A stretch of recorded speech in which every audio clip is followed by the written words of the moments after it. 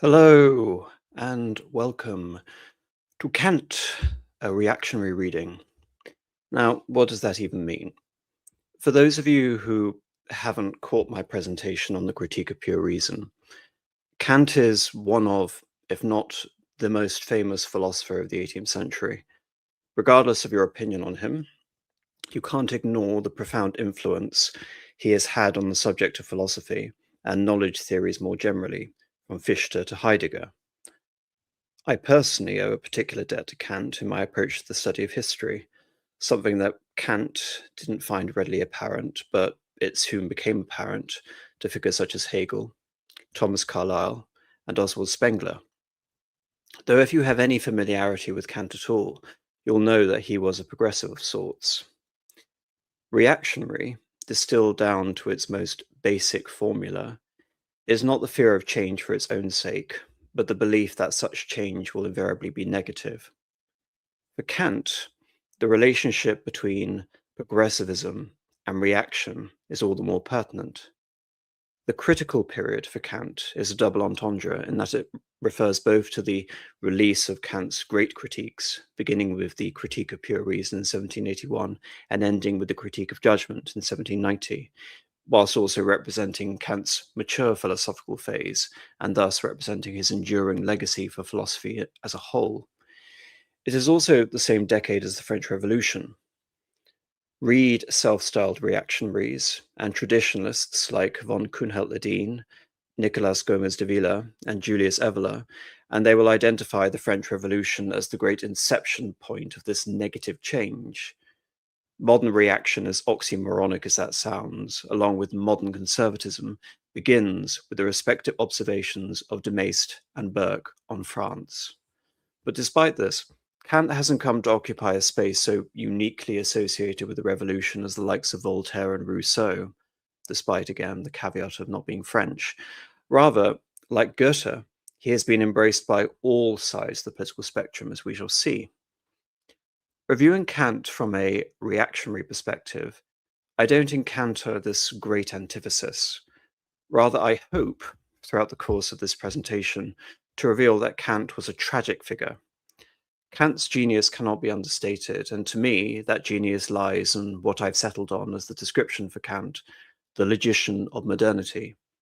As the logician of modernity, Kant was able to harmonize much of the philosophical landscape in which he found himself, the extremes of rationalism and empiricism, knowledge gained through reason and through experience. Rather than acting as some sort of great aggregate philosopher, Kant, in my view, was able to correct and synthesize the dubious elements of the philosophy of Descartes and Hume, in addition to the more esoteric belief systems of Gottfried Leibniz and Christian Wolff, superseding all of them in his attempt to purify our reason. Hence, he uncovered the logic of modern, individualistic, post-dogmatic, ultimately you can say post-Catholic thought, which I believe lends itself to a field of historical inquiry. It is the mode of historical knowledge, in my belief. Moreover, I don't believe that Kant has himself, in the over 2 centuries since, been superseded in philosophy. Rather, philosophers of history that came after him ignored many of the limitations that Kant had observed in the field of possible inquiry to create supposedly deterministic and scientific accounts of historical progression. What I'm referring to there, of course, is Hegelianism and Marxism. But despite this remarkable achievement, I believe that this, what is ultimately a method to Kant, was incidental to Kant, a means to an end. Rather, I believe Kant wanted to be worshipped as a prophet, a prophet of the rational, moral, cosmopolitan community of reason that was his vision of the future of humanity.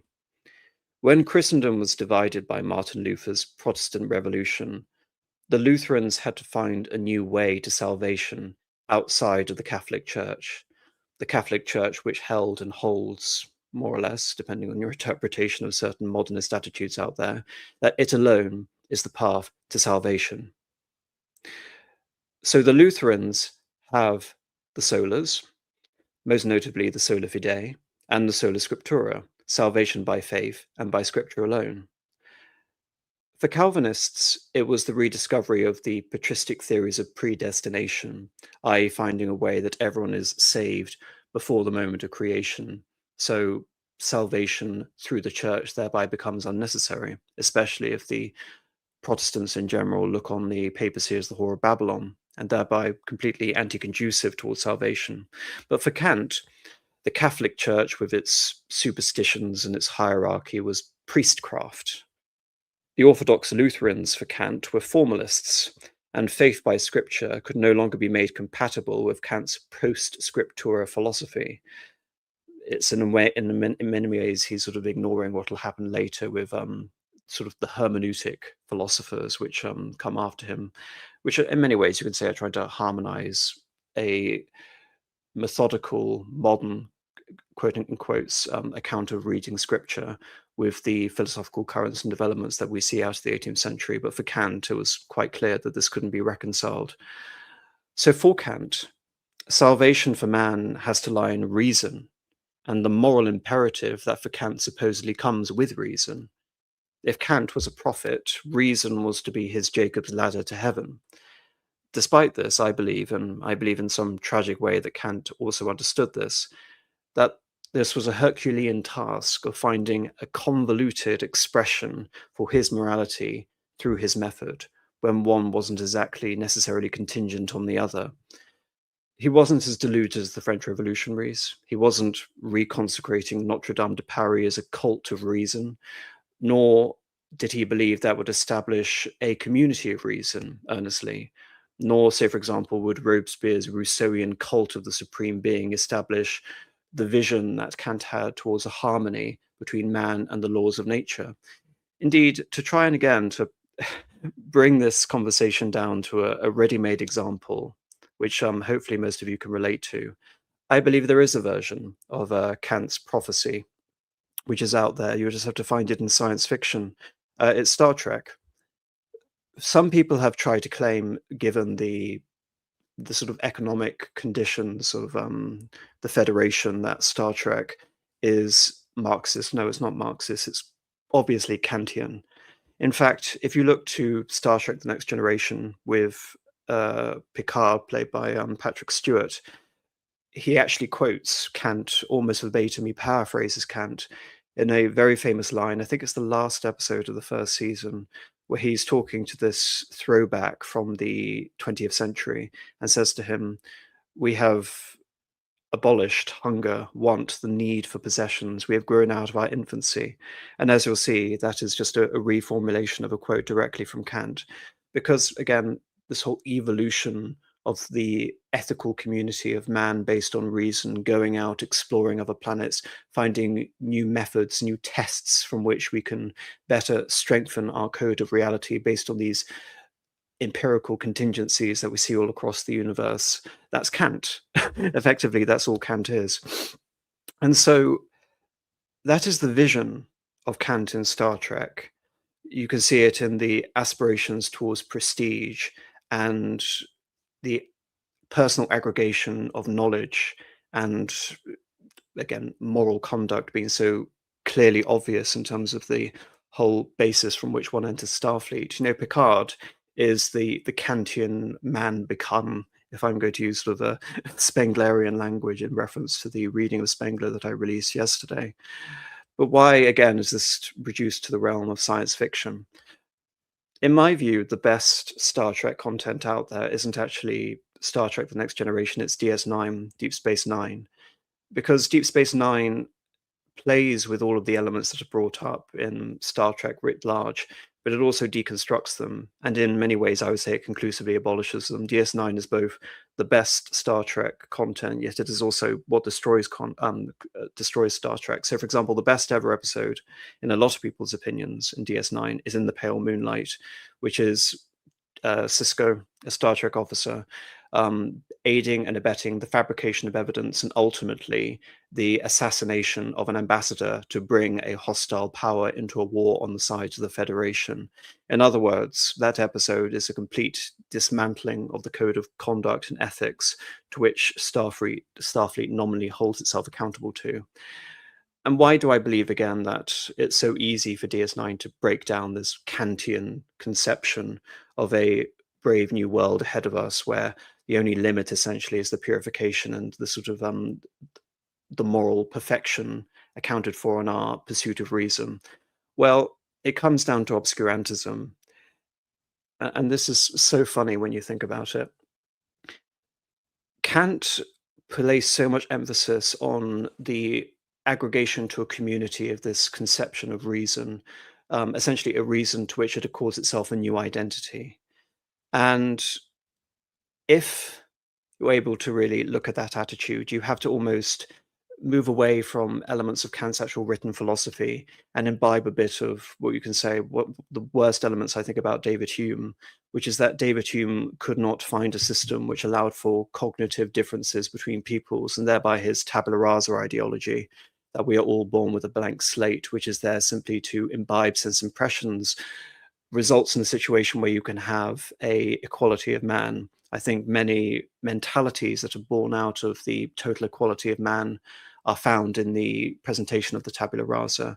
Well, Kant at once abolishes the tabula rasa in his philosophy, and yet almost it seems that he's leaning on David Hume in order to present this brave new world of a community of rational, self-actualized individuals, because the Critique is one of the most difficult works of philosophy to pass, so much so that I'm going to be going over Kantian philosophers who believe that Thomas Carlyle, you can credit Thomas Carlyle as being responsible for all being accused of many things, but being an idiot isn't one of them.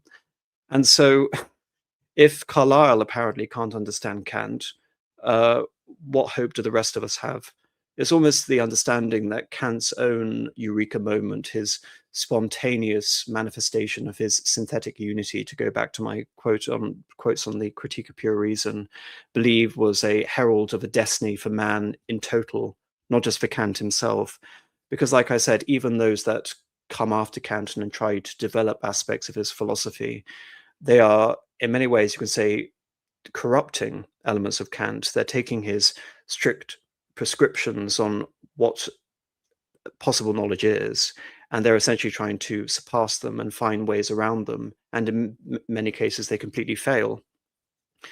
And so Kant's whole philosophy, as far as I'm concerned, is the antithesis of, you can say, an appeal to public education, towards appealing to the capacity for human reason and man in general. It is very much elitist. It is very much dependent on the cognitive abilities and natural born intelligence and creative aspirations of individuals in order to even understand his philosophy, let alone try and enact it in some grand progressive scope of the future. And so this fundamental conflict between obscurantism and public education, if you try and read it into the science fiction that is the Star Trek universe, I believe this ultimately destroys it in many ways. But also it's the understanding that Kant, for all of his assessments about the horrific sort of, you can say, inheriting Rousseauian notions of the, and Hobbesian notions of the barbarous state of nature, he believes in this progressive teleology for man that'll arrive again at a human rational conception of what it is to live in a federation, in a community. Even words such as the Federation, the Republic, the League of Nations, these are all our inheritances from Kant. So no wonder again that we can see just a bizarre Kantian realization in the mind of someone like a Gene Roddenberry, but it can only exist in science fiction. And so it seems appropriate to begin Kant by talking about one of his most famous essays, which is his answer to the question, what is Enlightenment, from 1784, and beginning off with that very quote, which I believe was paraphrased for Captain Picard in Star Trek, The Next Generation. Enlightenment is the human being's emergence from his self-incurred minority. Minority is inability to make use of one's own understanding without direction from another. This minority is self-incurred when its cause lies not in the lack of understanding, but in the lack of resolution and courage to use it without direction from another. Sapere aude, dare to be wise. Have courage to make use of your own understanding is thus the motto of the Enlightenment. And again, you can read that. Part of the reason I focus so much of Kant's understanding, not on this communitarian ethic, which he alludes to, but individualism, is exactly that. His philosophy does allow for one to embark on, personal knowledge audacity in terms of conceiving of new worlds for our creative aspirations. But again, that's also an incredibly limiting factor when you talk about cognitive disparity and obscurantism. But continuing on with Kant, it is because of laziness and cowardice that so great a part of humankind after nature has long since emancipated them from other people's directions, nevertheless gladly remain minors for life, and that it becomes so easy for others to set themselves up as their guardian. Again, it's the flawed presupposition that the natural condition, again, he read so much of the way of Rousseau, man is free, but everywhere he's found in chains. It's simply a matter of emancipating people from their direction of other people in order to find their own unique sense of reason. And again, it's the tragedy of Kant is that he is somewhat again aware of how elusive that idea is. And I would say, again, coming at this from a skeptical and reactionary point of view, as a mental construct, the whole idea that this is some sort of intellectual emancipation, one which you can say represents Kant's own life experience,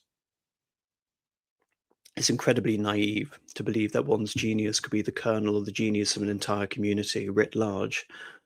Thus, it is difficult for any single individual to extricate himself from the minority that has become almost nature to him.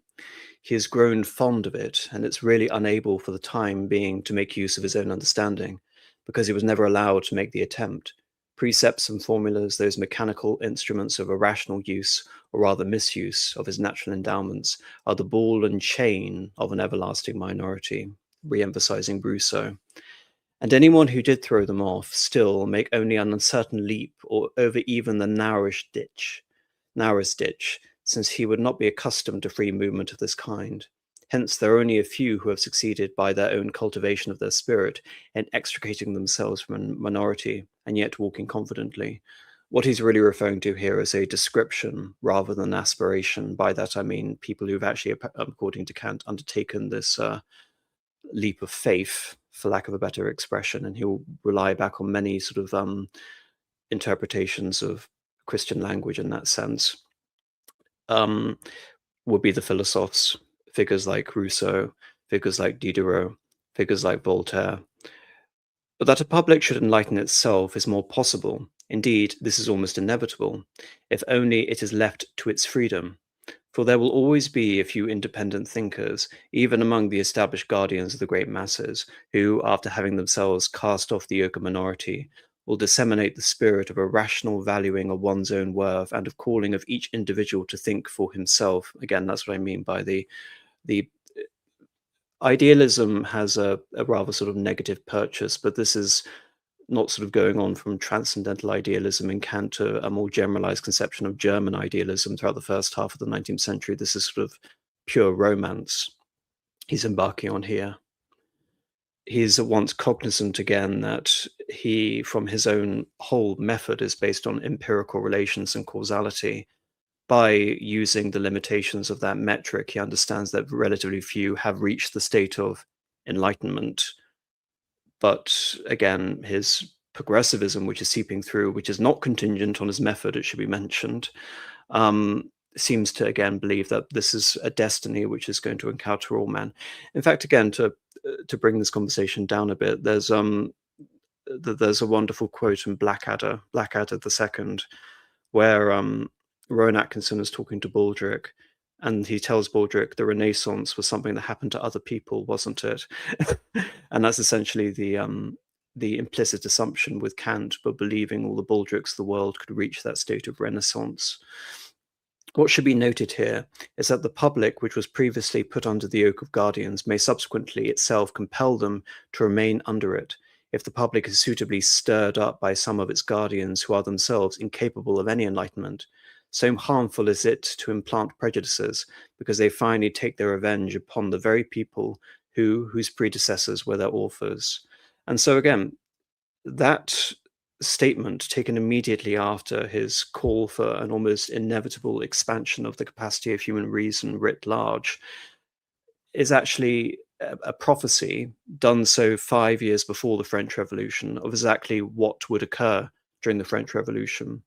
That it is this process of revenge enacted upon a sect or a class of society who are again considered from the point of view of the third estate, from figures such as Marat and Danton and Rousseau and Hebert, etc., that they were themselves incapable of any enlightenment, despite the fact that Louis XVI, say, for example, would patronize figures such as Turgot, but never mind that. Thus, a public can achieve enlightenment only slowly. A revolution may well bring about a falling off of personal despotism and of an avaricious or tyrannical oppression, but never a true reform in one's own way of thinking. Instead, new prejudices will serve just as well as old ones to harness the great unthinking masses. And so again, with so much genuine sort of romantic idealism, he goes on to rather, again, depthly predict what the course of the French Revolution is going to be, which is simply the supplanting of the quote-unquote old prejudices by new ones. Until there is an actualized cognizant conception of the rational community, the masses will remain quote-unquote unthinking.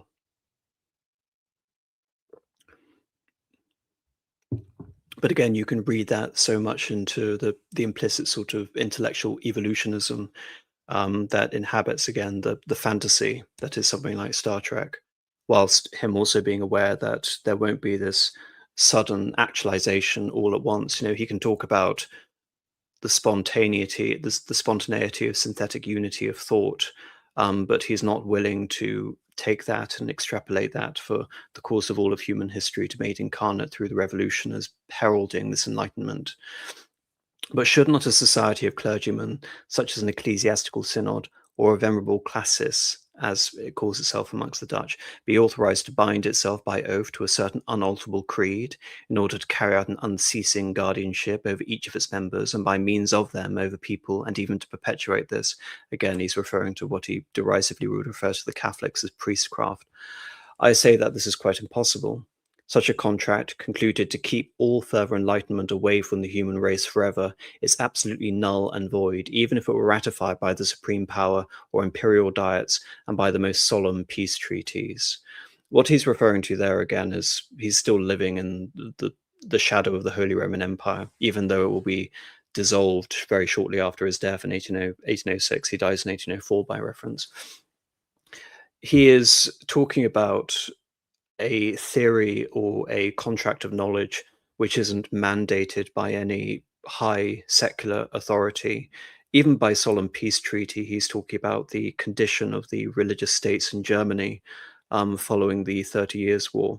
So when he talks about all of these theories, he's extrapolating them to theories of not just to the capacity for man's knowledge, but political systems and international relations. All of these things are in keeping for Kant's overall conception of what it means essentially to have enlightenment. But what he's essentially saying here again, the post-dogmatic way of thinking, the progressive way of thinking, humanity cannot bind itself to an authority which essentially allows itself to hinder its capacity to reason. There's a famous, again, I might be misremembering this, but there's a famous Galileo quote. I do not believe the same God who would endow me with creativity and intellect would intend me to forego their use. And that is very much, again, the metric by which Kant is, you could almost say it's a prejudice of Kant's, to imbibe so much of quote unquote established religion with the experience of Galileo, with Copernicus, with Giordano Bruno, with Tommaso Campanella, and all of these other sort of astrologers, exponents of the Hermetic tradition and other types of esoterica. One cannot bind itself and conspire to put the following one into such a condition that it would be impossible for it to enlarge its cognitions and to purify them of errors, and generally to make further the progress of enlightenment. Hence, again, he believes that despite how almost impossible to pass for most people the critique is, he looks at it again as this manifest destiny for for the community of rational thinking, moral human beings. This would be a crime against human nature, whose original vocation lies precisely in such progress, and succeeding generations are therefore perfectly authorized to reject such decisions as unauthorized and made sacrilegiously. The touchstone of whatever can be decided upon as a law for a people lies in this question, whether a people could impose such a law upon itself. Again, he has to appeal to language such as sacrilegiously. I'm going to get into Kant's theory of religion in a moment, because there are so many ways you can interpret essentially that Kant is a religious displacement, or he's a religious apologist, or he's just a heterodox Christian of all of these, or he just denies traditional Christology and all of these things. But again, the vocation of humanity, of nature, lies in such progress. Again, reading the Critique of Pure Reason, there is nothing in the critique that necessarily would lend itself to that conclusion, especially as the way I've interpreted the critique and the way I use critique. Again, it's something that Spengler is going to admonish later, as we're going to see. But it goes back to my central premise here, which is he's taking a moral vision of the world, and he's trying to find a convoluted way of inserting it into his method, even though in many ways his method actually can destroy part of the basis for his claims. And talking about the touchstone of whatever can be decided upon a law for a people lies in the question whether a people can impose such a law upon itself. Again, there is an aspect of Rousseau coming in here, that the law, the government, is that of the general will, the people, the community writ large, as opposed to the traditional, quote unquote, reactionary conception of the law, which is to be found in the norm, the normative, the rules of the creation, the archetype, um, the magisterium for the Catholics. For Kant, his whole assumption of the law is essentially bound up in a form of Rousseauianism, and I don't believe he would be in a position to really refute that here. However, coming back to the beginning of reaction, and I brought up de Maistre, writing only a few years after this, a people have the government it deserves. And so this is, for Kant, it's a moral aspiration towards a contract founded by a free thinking people. But for de Maistre, it can be a recipe for absolute deprivation, denigration, disaster. If it is now asked, we are at present to live in an enlightened age, the answer is no. But we do live in an age of enlightenment. As matters now stand, a good deal more is required for people on the whole to be in that position, or even able to be put into that position, of using their own understanding confidently and well in religious matters without another's guidance. But we do have distinct intimations that the field is now being opened for them to work freely in this direction, and that hindrances to universal enlightenment or to humankind's emergence from its self-incurred minority are gradually becoming fewer.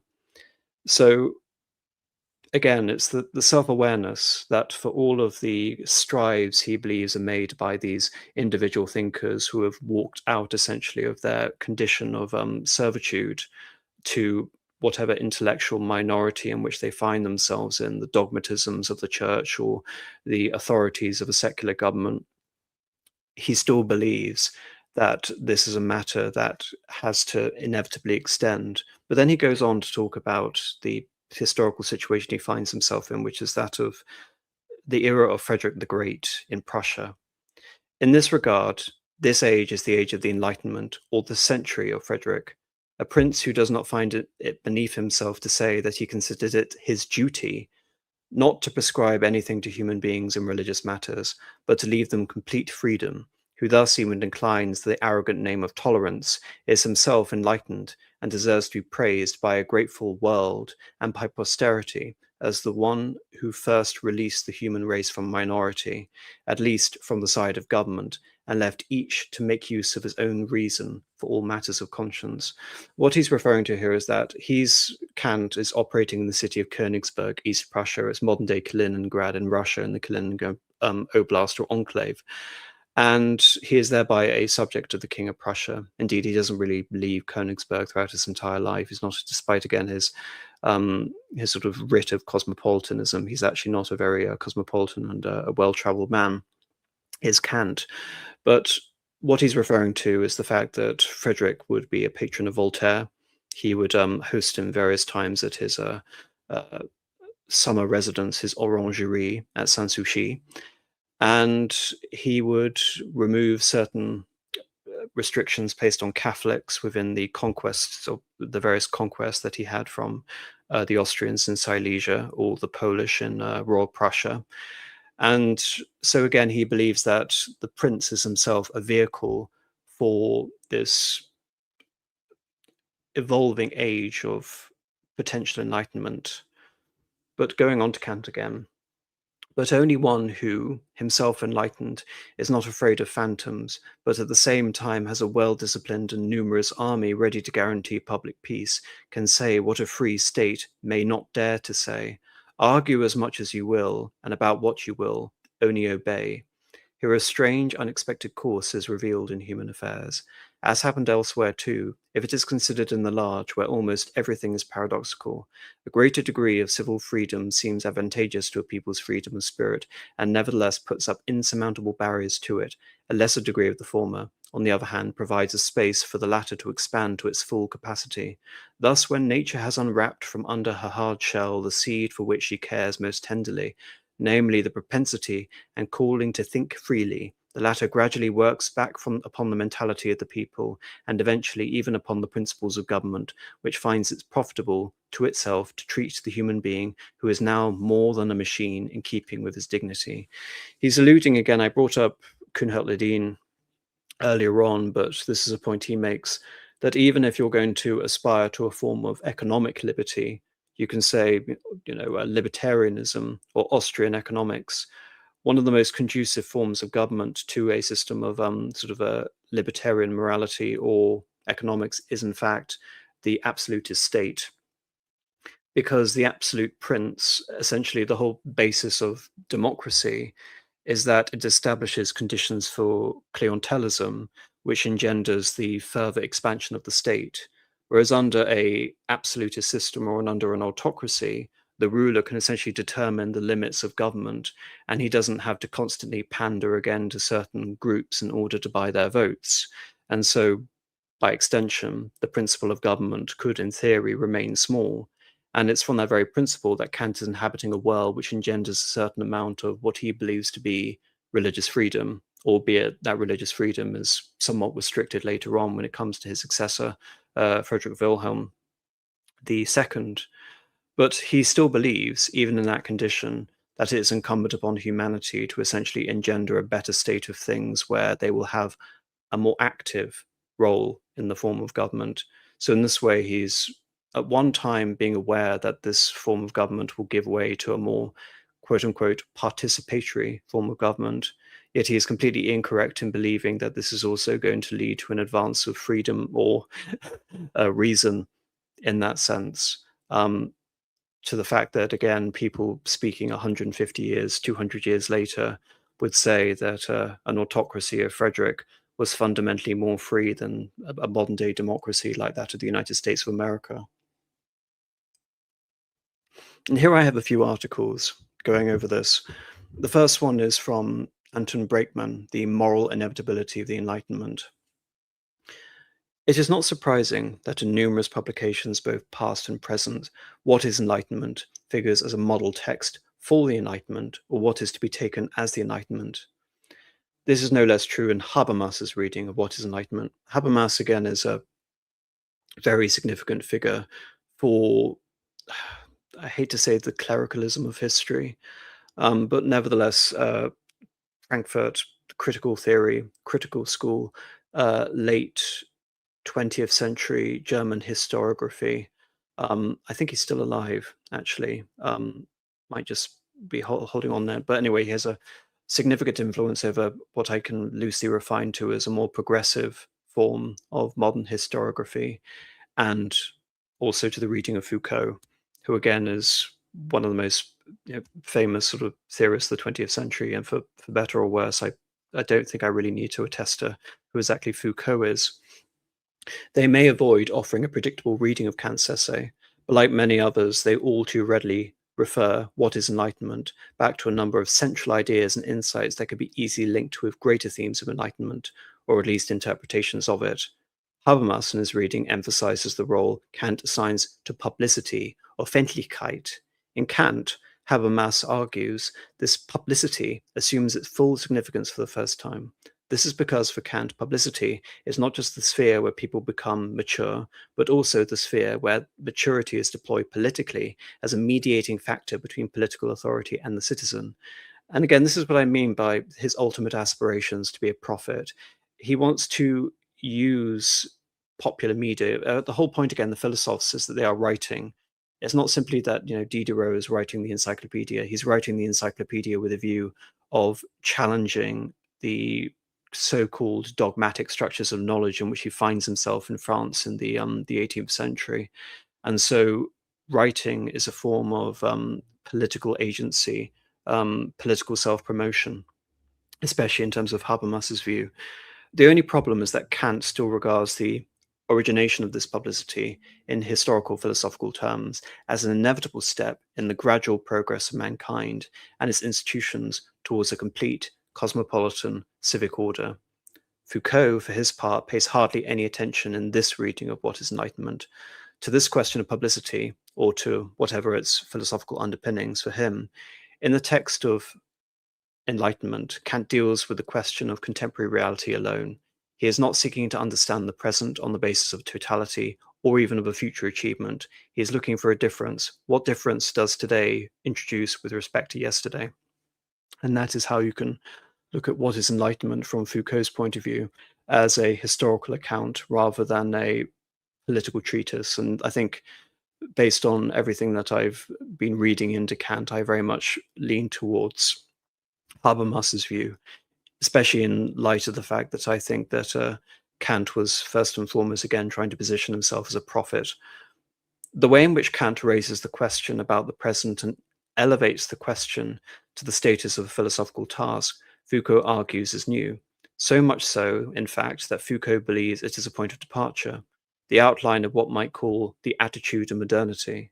By this, Foucault means an attitude towards the present, which can be defined as a critique of our historical way of being, of the historical way in which we constitute ourselves as subjects here and now, and of the possibilities contained therein of transcending this historical specificity.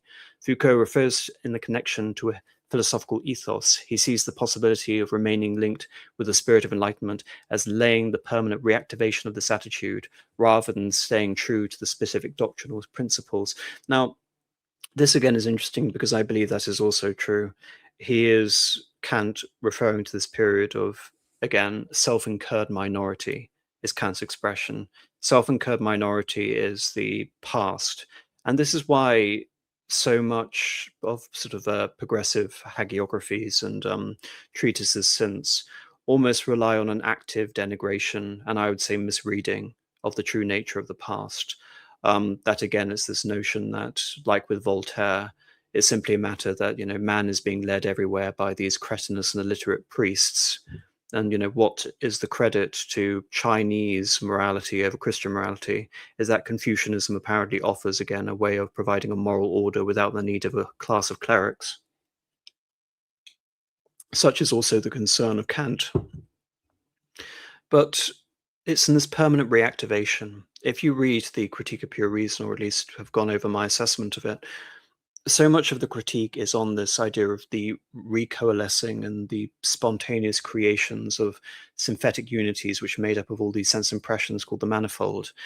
And that as a basis, again, you can say, if you're going to extend it into the realm of intersubjectivity, people being able to imbibe Kant's understanding of reason, take that to heart and try and internalize that and act according to the moral duty, which Kant essentially would again compel them to do through his categorical imperative, then his enlightenment and doctrinal principles for Foucault is a form of destiny. And this isn't just Foucault's reading, which undoubtedly is a progressive reading, but it's also Spengler's reading of Kant, who is undoubtedly not a progressive. As for, again, not a progressive, I want to come to Nietzsche and his reading of Kant here, which, for reference, comes from Graeme Garrard's Nietzsche for and against the Enlightenment. Even when Nietzsche was a partisan of the Enlightenment, as he then understood it during his middle period, so this would have been 1870s, Nietzsche was violently hostile to Kant, who stood in the great divide with Rousseau and the French Revolution against Voltaire and the Enlightenment.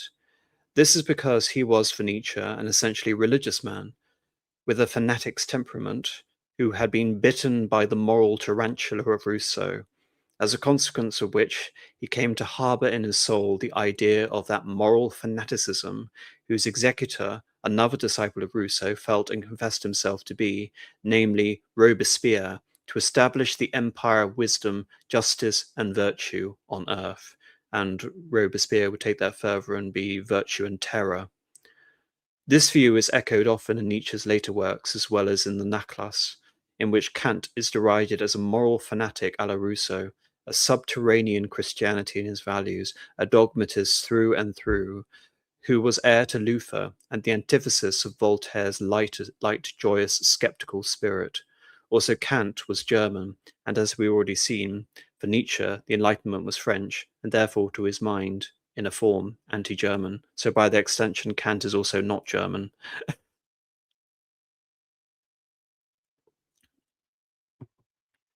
But going on from that, and Nietzsche's admonition against Kant, which is essentially that he is bound up with the legacy of Robespierre, which is this religious displacement found in another guise, which has given its form to a revolutionary upheaval.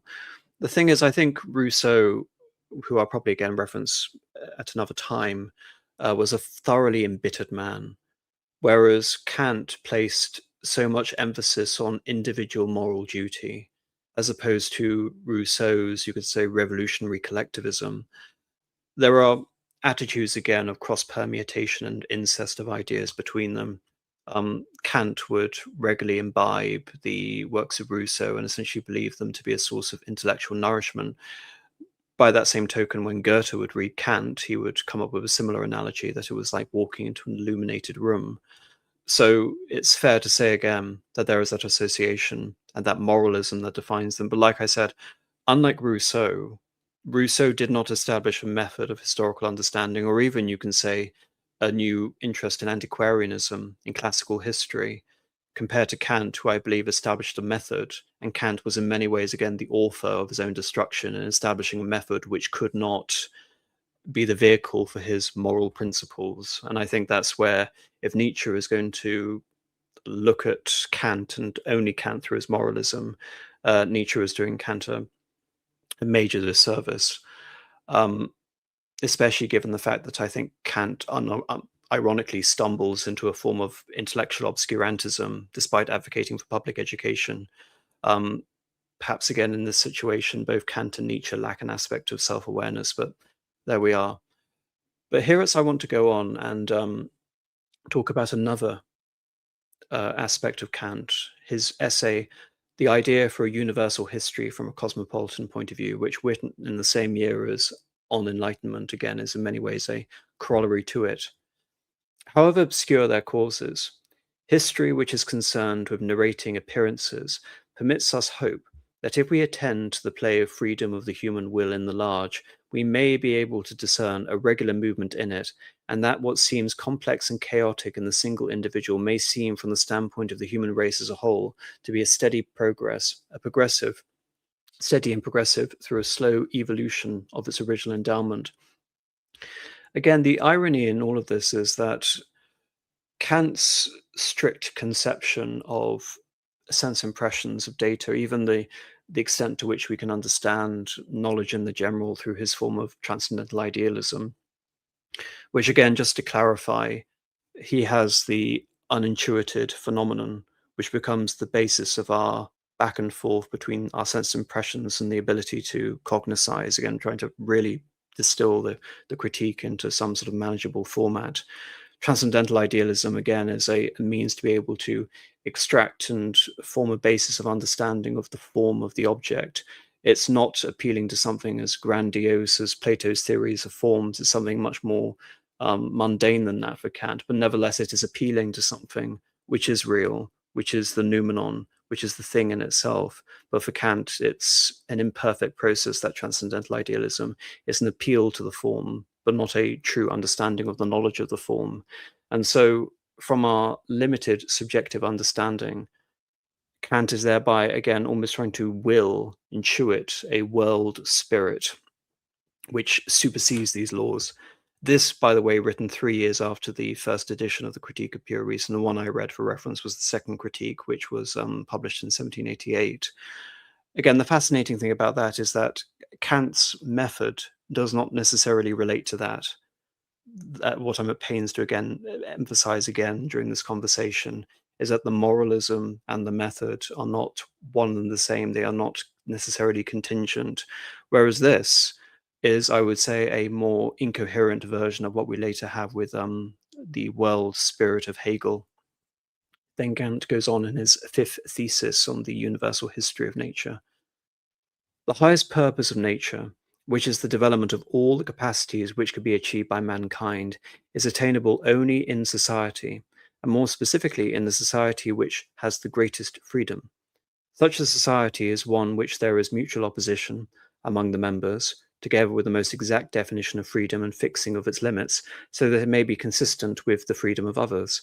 Nature demands that humankind should itself achieve this goal, like all of its other destined goals. Thus, a society in which freedom under external laws is associated to its highest degree with irresistible power, a perfectly just civic constitution, is the highest problem nature assigns to the human race. For nature can achieve her other purposes for mankind only upon the solution and completion of this assignment. Need forces men, so enamored otherwise of their boundless freedom, into the state of constraint. They are forced to it by the greatest of all needs, a need they themselves occasion, inasmuch as their passions keep them from living long together in wild freedom. Once in such a preserve as civic union, these same passions subsequently do the most good. Now, you can read a lot of Hobbes into that. Hobbes and the state of nature and the need for the Leviathan, the government, which essentially compels people into a peaceable settlement. You can read a lot of John Locke's social contract into that. You can also read a lot of Rousseauian general will into that. But again, from my point of view, it is completely preposterous.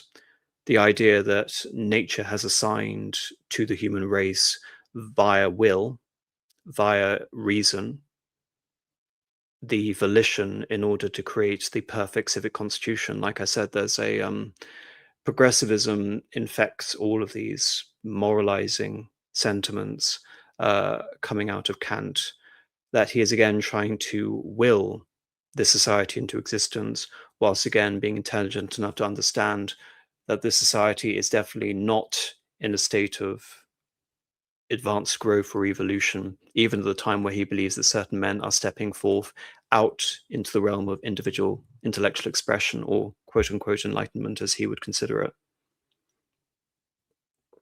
So in this sense, again, even though I think Kant's method looks to the future, it looks to the principles of natural history a la science and the, you can say, more esoteric history of ideas and philosophies of history that we see in the 19th century.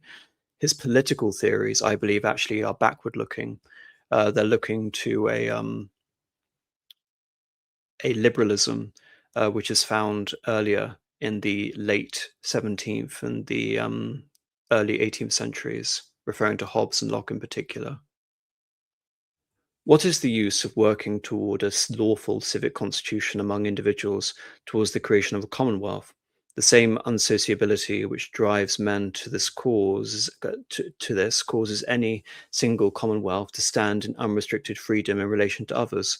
Consequently, each of them must expect from another precisely the evil which oppress the individuals and force them to enter into a lawful civic state. Again, Hobbes. The friction among men, the inevitable antagonism, which is a mark even of the larger societies and political bodies, is used by nature as a means to establish a condition of quiet and security. Through war, through taxing and never-ending accumulation of armament, through the want which any state, even in peacetime, must suffer internally, nature forces them to make at first inadequate and tentative attempts. Finally, after devastations, revolutions, and even complete exhaustion, she brings them to that which reason could have told them at the beginning, with far less experience, to wit, the step from the lawless condition of savages into the League of Nations. Emphasis on League of Nations. That is the kernel of thought that will sort of engender Wilsonianism in the early 20th century. But again, to try and rescue Kant from complete culpability for that, that's a consequence of Kant being extremely well read in parts by a large strata of, again, liberal society, the literati. But what he's referring to as the League of Nations is not something like with the French Revolution that can will men into a state of existence. He believes, again, the Commonwealth is part of a long and arduous process of evolution. And indeed, that he's almost using nature, natural science, as what I would later refer to as historical science, in quotes, as meaning one and the same thing. By nature compelling them into that situation of the Hobbesian Leviathan, he's actually talking about what we'd understand today as history. In a League of Nations, even the smallest state In a League of Nations, even the smallest state could expect security and justice, not from its own power and by its own decrees, but only from this great League of Nations. Again, you can, look at that and actually say from a historical point of view, regardless of whether this is some very vague, very sort of abstractly extrapolated iteration of how, again, the perfect sort of commonwealth or community of men ought to behave. He's actually representing in some ways a historical trend, which was the move away from the Holy Roman Empire, from there being exactly that, Holy Roman and an empire, towards being a confederation based on a form of, again, legal unity, peaceful resolution, and religious disunity, typified by the German.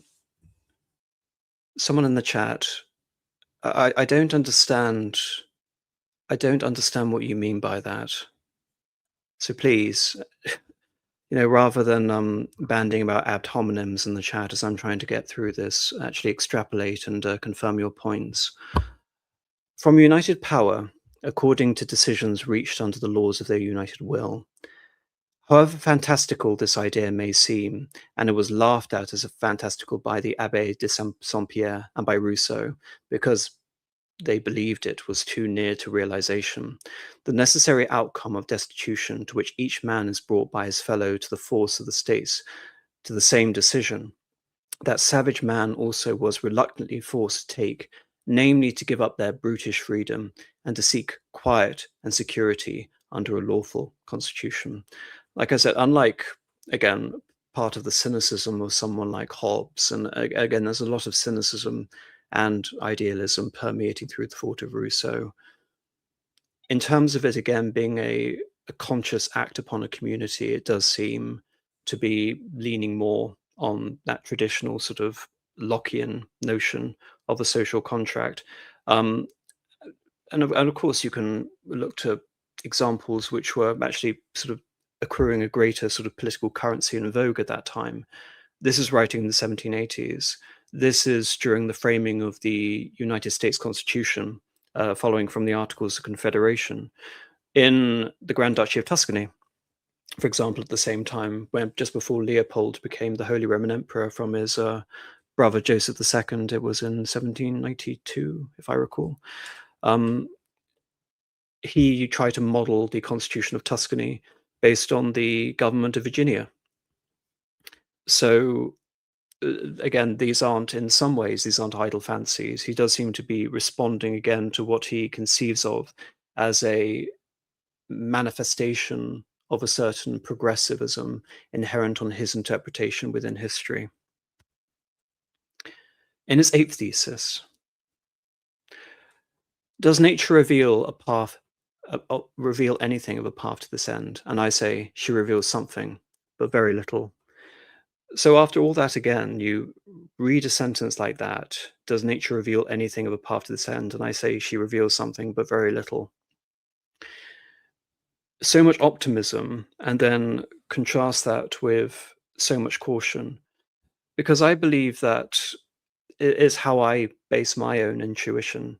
If I'm trying to understand, again, history as the thing which is objective, as opposed to merely my subjective interpretation of it, in that I believe, as much as I can accrue and pass and understand something approximating reality, it is that nature reveals very little, as imprecise as that phraseology is. But again, it's something that Marx will sort of take forward in the full force of his own scientific method and subscribe it to a theory of uh, intellectual, historical, philosophical determinism based on class relations and um, a succeeding form of economic systems and a hierarchy which inverts Daniel's prophecy. But like I said, the inherent tragedy in Kant is that he is trying to will these things. If you're going to take Habermas's view, which I actually think is quite convincing, that this is a form of political advocacy, which is somewhat at odds again with the construction of the method. In the ninth thesis, Kant goes on to say, it is strange and apparently silly to write a history in accordance with an idea of how the course of the world must be, if it lead to a certain rational end. It seems that with such an idea only a romance could be written. Nevertheless, if one may assume that nature, even in the play of human freedom, works not without plan or purpose, the idea could still be of use. Even if we are too blind to see the secret mechanism of its workings, this idea may still serve as a guiding thread for presenting as a system, at least in broad outlines, what would otherwise be a plainless conglomeration of human actions. Again, it's to distill it to very simply, that's a nice idea. That's a nice idea if I can, but it's not necessarily contingent. Based on my sequence and events that I hold apprehended in time through causation, which is how he understands the scientific method, which is, again, based on time as a constant. This isn't something that he can verify through his method. Rather, again, it's something that he believes could be indicated by certain elements of how history, in his time, the essence, the spirit of the Enlightenment, is meant to represent itself. So much of what we see in later philosophies of history, but made with, you can almost say, an exhaustible level of caveats to almost again to simultaneously he aspires to that definite understanding of knowledge, yet he's also in some way acknowledging that it has to be discredited. And I think there's a wonderful sort of explanation to this in Oswald Spengler. I was reading Decline of the West in preparation for this in terms of all the influences, and Kantianism is an undercurrent which is very much in evidence in Spengler. Um, I've found a particular segment which was very well articulated, very well presented and self-contained in a way, and I released it as its own video simply because in that one segment from the principles of causality in The Decline in the West, you can find more ideas presented in a compelling way than you can find in many grandiose historiographical summaries, at least in my own experience. But from that particular passage, there was one paragraph that stood out for me, re Kant, even though he's not addressing this directly to Kant. I could read between the lines. The spirit of our great cities refuses to be involuntary. Surrounded by a machine technique that it has itself created in surprising nature's most dangerous secret, the law, it seeks to conquer history also technically, theoretically, and practically. Again, Kant's method is an application to natural science. What again I find is that so much of Kant's theorem, in terms of the subjective and intersubjective notions of historical knowledge and the purposefulness that each historian imbibes, creates in his process of eisegesis, you can read that in Kant, and I have read that in Kant, and other historians, including Spengler, have written that in Kant. But the spirit of what he's essentially getting at, Kant's spirit, that cosmopolitan spirit, he's referring to essentially as antithetical to a process of how he understands the evolution of historical thought. For Kant, again, the great city, the cosmopolitan point of view is the future. But to Spengler, it is this foreign authority which is taking the laws of natural science and trying to impose them on a theory of all human action that can be determined mechanistically. And thereby we can discern certain truths, because then Spengler goes on to say, usefulness, subtleness to purpose is the great word which assimilates the one to the other. A materialist conception of history ruled by laws of causal nature leads to the setting up of usefulness of ideals such as enlightenment, humanity, and world peace as aims of world history to be reached by the march of progress. So, very much to Spengler, these are the ideas that are manifesting out of the Enlightenment as they pertain to natural history from that cosmopolitan city mandated structure, which to Spengler, the city, the cosmopolitan arena is the engine of historical change. In many ways, he's a devotee of great sort of historiographical trends that we see in France, such as the Annales school, which emphasize the longue durée. That essentially the cities, the medieval cities, they change, they become the early modern towns, and we see the class consciousness emerge out of those towns, the bourgeoisie. But the actual, until the revolution of technology in the later 19th century really reaches the countryside remains to a much greater extent than the cities more or less the same. And if that again represents the contrast between science and a study of human action, history, he believes that Kant is trying to impose the methodologies and the order of one upon the other, where simply it cannot be ordered. And again, in credit to Kant, Kant is aware of this, yet he's also trying to will it into existence. Because Spengler concludes, in these schemes of old age, the feeling of destiny has died, and with it, the young, reckless courage that, self-forgetful and big with a future, presses on to meet a dark decision. And again, with the benefit of hindsight, Spengler writing this over 100 years after Kant's death, that, of course, is what happened. The spirit of the Enlightenment was met with the horrors of the Revolutionary Terror in Paris in 1793, followed by the Revolutionary Wars and Napoleonic Wars, and the great counter-revolution led by the Metternician system, which sought again to contain all revolutionary sentiment really up until 1830 and then 1848. Hence, dark decision.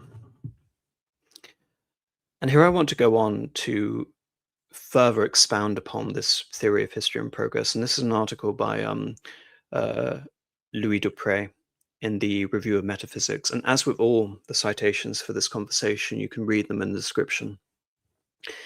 As he had done with other branches of philosophy, in his, Kant's theory of history, he combined various strands of 18th century thought and gave them a new interpretation.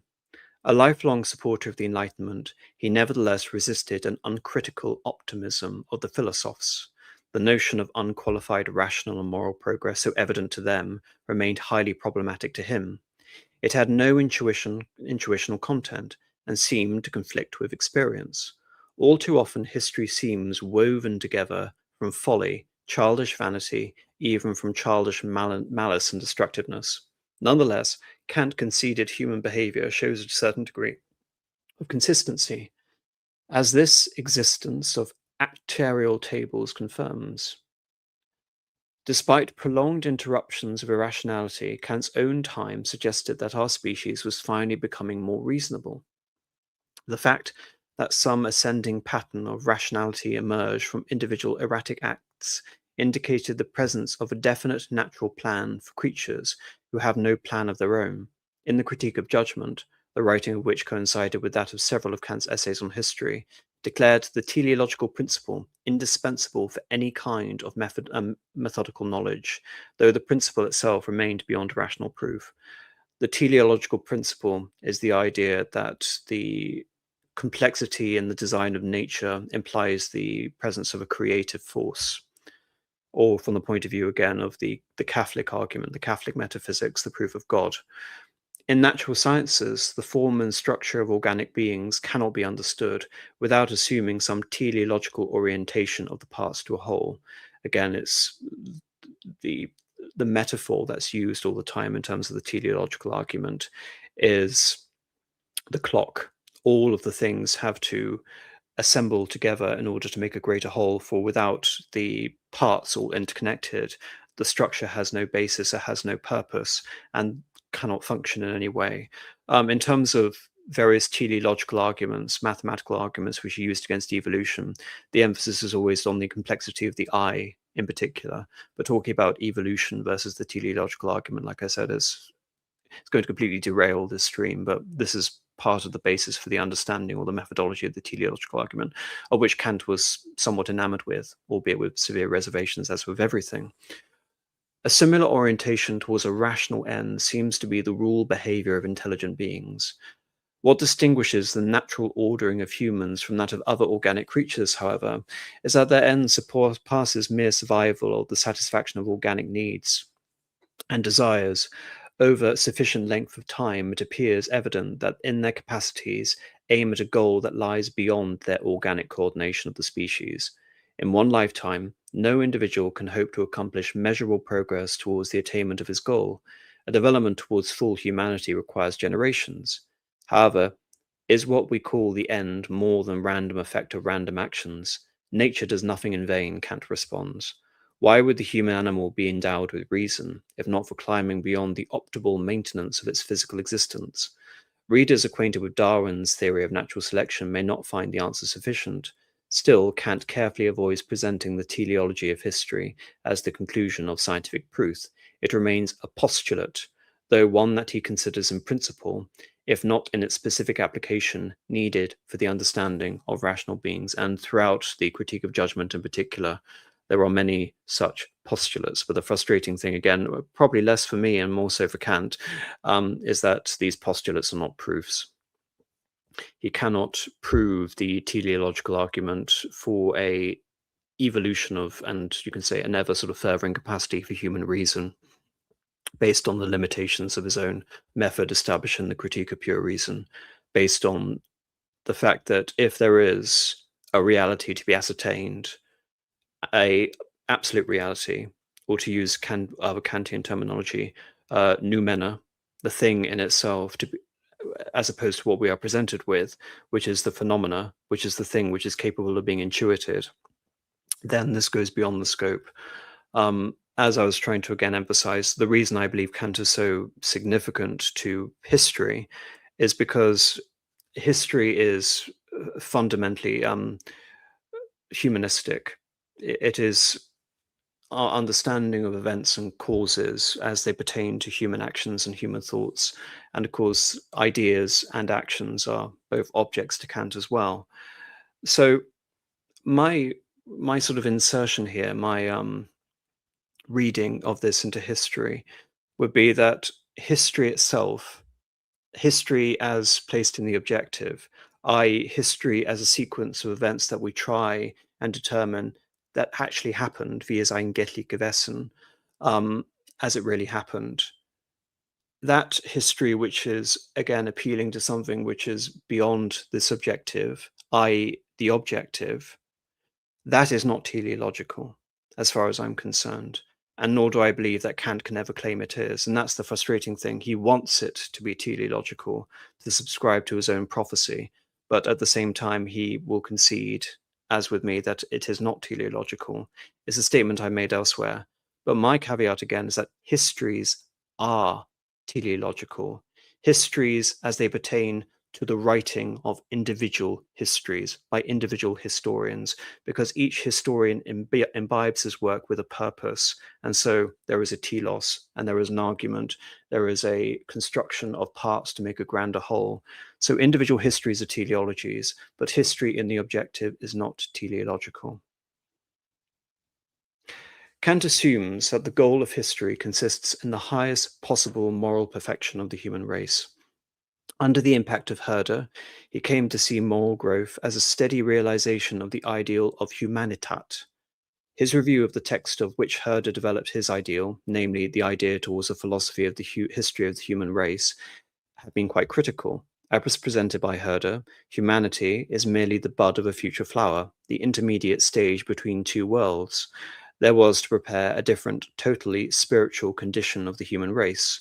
Kant frowned upon this analogy between the growth of an organic being and the development of what he interpreted to be a higher species. This was not the least resemblance between the gradient progression of the same man who is as ever ascending to a more perfect structure in another life, and the ladder which one may conceive among completely different types and individuals in the realm of nature. So by implication there, reading that, because of course Herder leads into Fichte, who to some extent leads into Darwin, although we're crossing academic disciplines here. Darwin Darwin, of course, is appealing to the idea that we are descended from animals without this capacity for reason. But I think Kant's religiosity, or depending on how you're looking at it, pseudo-religiosity, is so dependent on man's exceptionalism, i.e., man is a created individual with particular agency and particular moral purpose. The idea that we are all, to again in Darwinism, just descended from animals, and there's almost an arbitrary distinction between where a animal ends and a human being begins, I think again would be a major bone of contention towards his overall philosophy of progress. And this is why, again, you can, from a reactionary point of view, you can actually read that religious displacement coming through in Kant, or at least from my point of view. Nonetheless, in his next essay on history, Kant himself would come to interpret this humanitat as a comprehensive moral ideal. In his Conjectural Beginning of Human History, this is in 1786, Kant traces the emergence of the human race from an animal state to one of genuine humanity. He will now dismiss the question of whether the human race universally progresses as lying beyond responsible conjecture. Instead, he focuses on the one form of progress of which we possess empirical evidence, namely the transition from the state of nature, Rousseau, to a civilized one. A comparison of the present condition of European peoples with that of primitives enables us to make a responsible conjecture concerning the transformation that released humans from the womb of nature. Fortunate as this awakening was of reason, it also implied a violent expulsion from the state of nature, as the biblical story of exile from paradise suggests Adam and Eve. Nor shall we ever unchangingly possess our civilized state, since nature continues to lure us back to her protected womb. Again, if you read that allusion, part of again the progressivism here is that once we've arrived at the community of inspired intellectuals, the Federation, the League of Nations, the Commonwealth, whatever euphemism Kant's going to use for it, is similarly aware that the base moral instinct, which again he also believes is part of the reason of the perfidy of so-called hierarchical systems, which have it in their interest to pit men against each other, that as much as that we can ascend from the state of arrested development or be again inhibited by a sense of almost self-imposed immaturity, depending on who you're talking to, Kant believes that even in the quote-unquote civilized state, that this progressivism, from a completely objective point of view, regardless of what he would want to will into history, cannot be stated, because otherwise he would have to look at the Roman Empire and say, from the point of view, again, of a quote-unquote philosophe, an enlightened mindset, that the intellectual tradition, which in many ways begins with Petrarch, who coins the word, the Secalum Obscurum, the Dark Age, that Dark Age could not have happened. And so much of the thinking of Rousseau is again based on the civilizational state trying to reactivate the civilizational state of the Roman Empire, in many ways the pre-Christian, pre-Constantine Roman Empire, and to undo the stain of medievalism. Still, culture conceived as moral development, not as mere advance of learning, may eventually raise the human race to a full humanitat. However, that process has barely begun. In the idea of universal history, which I've referenced, Kant had written, to a higher degree we are, through art and science, cultured. We are civilized perhaps too, but much for our own good, in all sorts of social graces and decorum. But to consider ourselves as having reached morality, for that much is lacking. The ideal of morality belongs to culture. is for some simulacrum of morality, and the love of honor and outward decorum constitutes mere civilization. Again, mere civilization. He talks about the highest good. He talks about the supreme good. He talks about the complete good, all of these variations within his moral philosophy. For him, morality is the supreme good. It's not necessarily the highest good in terms of it engendering what he believes to be the, again, not Benthamite conception of a utilitarianism around the greatest pleasure for the greatest number, but a more, again, nuanced sense of happiness depending on the balancing between individual pleasure and adherence to a code or morality, what he believes.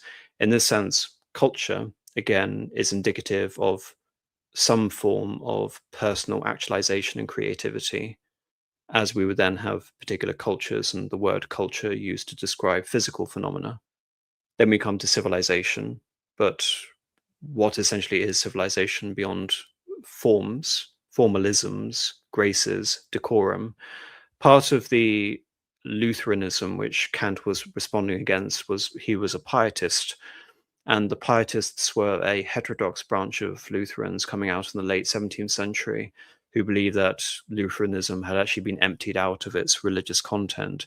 Instead, it was simply vacuous intellectualism, vacuous in the spiritual sense, and the adherence to the forms and structures of the high church, which was often mandated by a local ruler within the Holy Roman Empire. And so, if you're going to look at civilization as presented by that, you could almost say that for Kant, part of the actualization of whatever humanitat he wanted to achieve would be morality, because morality would be the animating force of this advanced state of humanity, the sort of truly actualized human being. Now, I still haven't sort of left my introduction, but when I was working through the plan of this stream, it sort of dawned on me that the introduction would actually serve as the first half, because these are the most obviously contentious aspects of Kant from the perspective in which I'm approaching him, for good reason. His view on the Enlightenment, his view on progressivism, and now perhaps one of the most controversial aspects of Kant, which many of you may be aware of, not necessarily universally, which is Kant's refutations of the proofs of God's existence, namely what he refers to and sets out in the Critique of Pure Reason, the cosmological argument, that being essentially the argument of existence being a necessary predicate, the ontological argument, which is this reductio ad absurdum by which if we imagine the greatest possible being would be greater if that being existed, and so therefore logically God must therefore exist.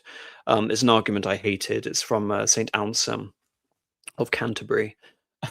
It's quite a very old argument, 1,000 years, but it's fascinating philosophers because it is a reductio ad absurdum. If you take the argument to its absolute sort of logical extreme, then the mind invents God, because by its essential character, God being perfect will be more perfect in reality as opposed to simply existing in the mind. It's like the mind intuiting from itself the state of the thing in itself, which is outside of the mind, which also for Kant implies that we can, again, know our understanding of God through pure reason and without empiricism. And so for Kant, it completely demolished on that ground. And then there is the teleological argument, which is what I've already gone over in part, which is the argument of creation as being indicative of the presence of God through design. Now, the implication of the refutation is that this is a writ large refutation of natural theology, i.e., that there can be rationalistic arguments in order to determine the existence of God.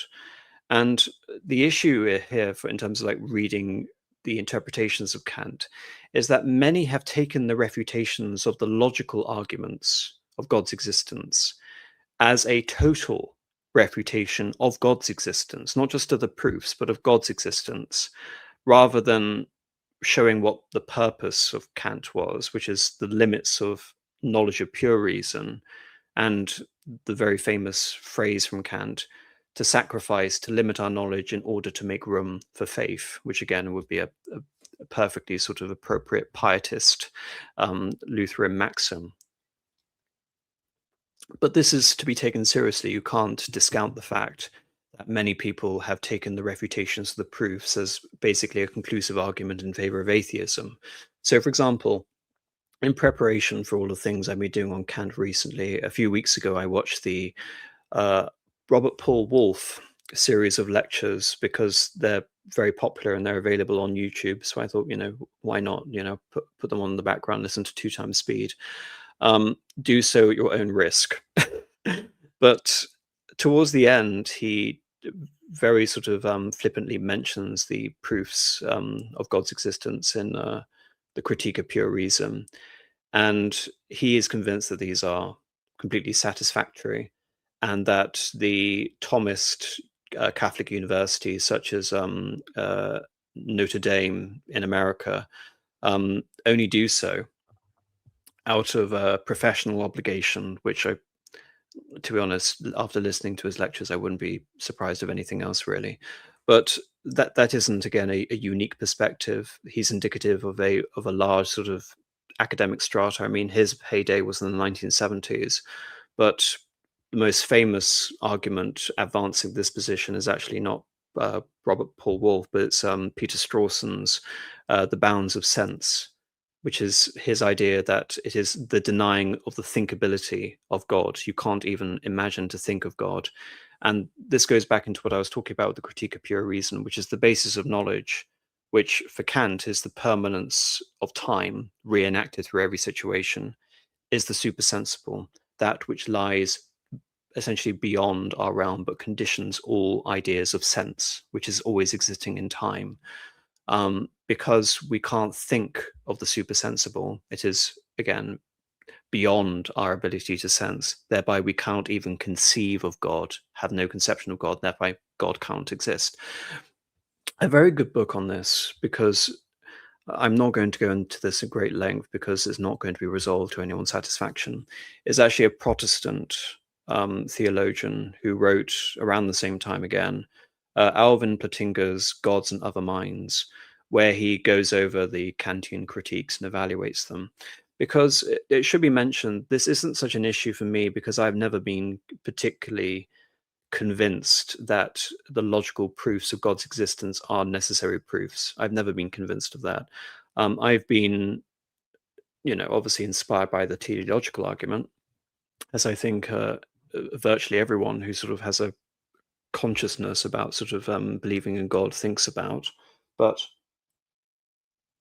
I don't take the teleological argument as absolute proof in God's existence in and of itself, nor does Kant. So to me, well, it really wasn't an issue. But the issue again is the implication that because of the existence of the refutation of the proofs, thereby we are all obliged as a result to become atheists. So without further ado, it's important to talk about Kant's theology. And the main book to really account for this is Religion Within the Boundaries of Mere Reason, written in 1793, so at the end of the critical period, which I'm just going to refer to as the religion for the sake of brevity moving forward. In terms of Kant's upbringing, I already mentioned there was this Lutheran pietism which he was brought up with. And again, just to reiterate, the pietists advocated something called apostolic simplicity, i.e., to live in the, again, almost primordial conditions as the original disciples of Christ, against what they perceived as the corrupt and secularized notion of the Lutheran established churches within Germany. And Königsberg, the city of Kant's birth and death, was one of the largest pietist centers in Prussia and all of Germany. I think the only larger center was Halle, which is a major Protestant center in its own right. One of Kant's early teachers in Königsberg was one Martin Nutzen, who had authored a philosophical proof of the truth of the Christian religion. In addition, Kant received a lifelong influence from Herder, as has already been mentioned. But Kant again believed that he was following in the Copernican revolution, and that if there was to be a theology attached to his philosophy, it was in harmonizing a conception of God to the evolving theories of nature and the universe, to Newton, to Rousseau, even to Alexander Pope. And if we're going to take the teleological argument, another iteration of it from Kant is the physico-theological argument, which in terms of his language is almost quite easy to use, physics and theology, physico-theological. So in this case, he would be again a successor to other Christian theorists and scientists like Galileo, like Campanella, figures who ultimately find themselves placed on the index, but nevertheless are part of this revolution that really begins in the period of humanism in the late sort of 15th and early 16th century. As he believes, again, enlightenment is an aspect of destiny, whatever conception of religion or God there has to be has to harness and accord with these evolving theories, this progressive realization of a sort of, again, a cosmopolitan humanity. Indeed, a quote from Kant regarding this is that the teleological argument was the oldest, the clearest, and the most accordant with the common reason of mankind. And I don't actually think I disagree with him there. So for him, what is God? Well, one interpretation he had of God was God as the all-sufficient being, which is nothing needs to be inferred about God. Everything belongs to God. In that sense, he is all-sufficient. All qualities belong to God.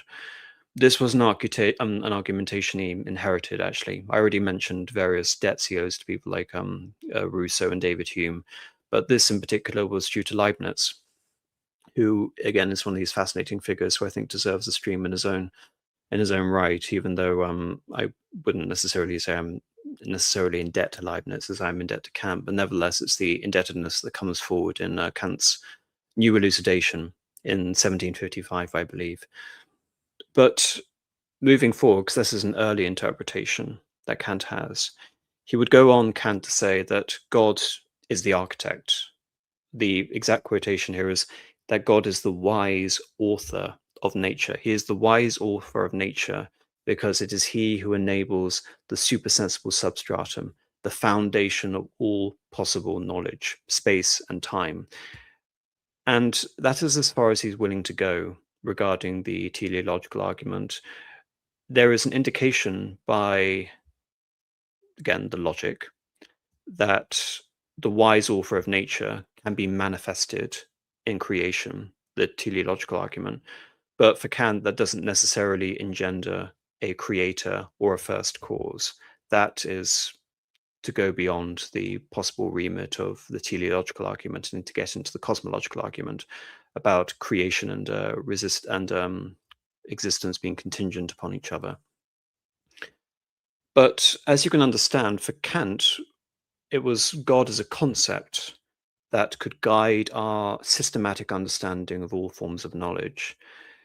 An avenue in which Kant describes this is through his quote-unquote transcendental theology, which are from the Lectures on Philosophical Doctrine of Religion, because it is here that Kant provides for God as a recognition of a unconditioned class of concepts, namely quality, quantity, modality, and relation.